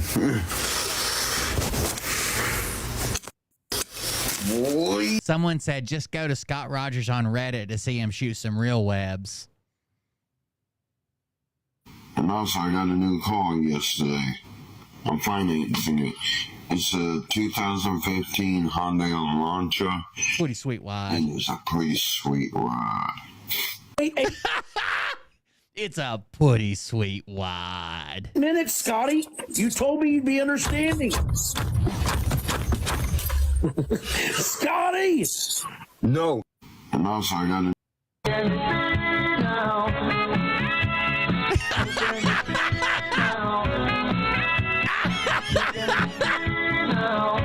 His whole dance is this. What are you doing, Scott? It's like this. What are you doing, Scott? I'm dancing. Give me a minute. I'm almost finished.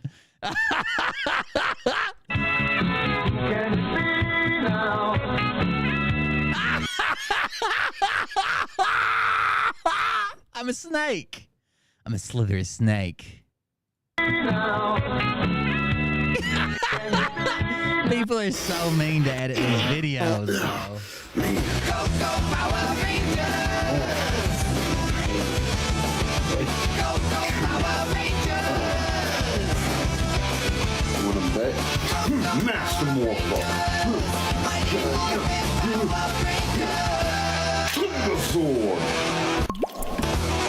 Ooh. Ooh. That boy is wet. Hold on. We gotta get a zoom in on this action. Bloop.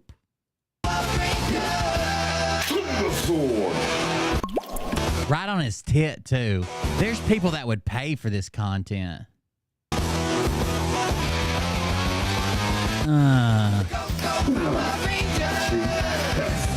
Everything smells like rotten ass and cigarettes.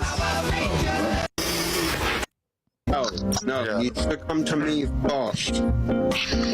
We don't have to consult you on anything that we do. Everybody's got Scott Rogers' profile pic. No, hell we don't. No, hell we don't. We ain't got to consult you on a damn thing on a picture that's open to the public. Right? You know what? Fuck yeah. I'll sue y'all. Hey. So he says we don't have to. So people were stitching his videos, right? Or reposting or stitching or whatever. And he says, we don't have to consult you. Scott said they had to ask him first. He said, we don't have to consult you. It's a feature to the public. Anybody can do it. Well, then you take your hunchback ass on up to the damn lawyer's office and file the paperwork, you cross-eyed. Damn bastard. I ain't the devil. You the damn devil. You get thee behind me, Satan. You can just kiss my ass. What you can do, you piece of shit. Kiss my ass, mother. Well, I tell you what, maybe you go buy you another black tranny to suck on, you son of a... Oh, no! Bitch. I thought that was a girl. I can imagine with some dude fucking beating down the back of your throat, and you're like, man, this is the hottest chick I've ever been with. You don't know shit. You the one that slept with a man, not me. Who's that now? Oh no, not Scotty. Go ahead and leave, you damn piece of shit.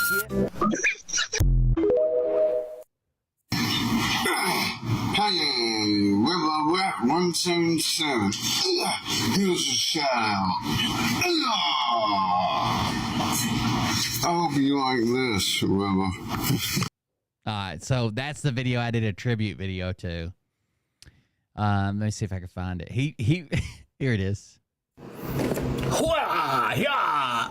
Wivelwat 177. Here's your shout out. Hwah, hwah, hwah. Hope you like that, girl. Peace out. Love you. So that was my tribute video to Scott Rogers. And then people say, what's wrong? What happened to Scotty? And I said, dead. They said, what? Oh my God, what? When? Wow, what a shame. And they said, Scott is not dead. He's live now. It's all fake. And I said, that's an AI copy. And then Scott says, BS. I'm every much alive, and it's a hoax. BS. I'm every much alive, and it's a hoax. Scott Rogers, everybody. Yeah. Wivelwat 177. Here's your shout out. Hwah, hwah, hwah. Hope you like that, girl. Peace out. Love you. Now that's pretty close to the actual video. Hold on, I'll show you the real video we were just watching.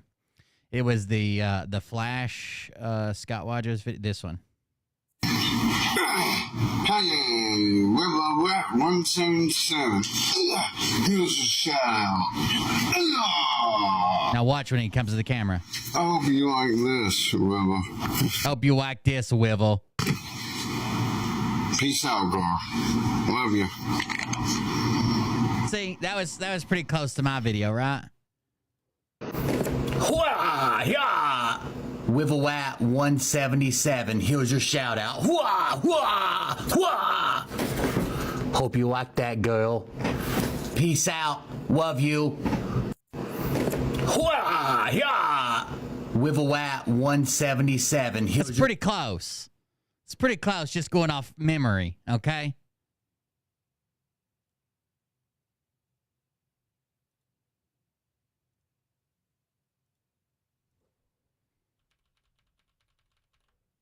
All right, guys, I'm out. Don't do anything Daniel Larson would do because you'll end up in FBI custody. Thank you guys for the support. Thank you for hanging out with me. If you want to contribute to the show, you want to keep it going 7 nights a week most of the time, go to coldbeer.fund. Pick some way to contribute to the show. It's cheaper than cable. Anyways, see you guys on the next one. I got to go. I'm hungry. We'll see you about on the next one. Have a good night. Love you. See you. Bye.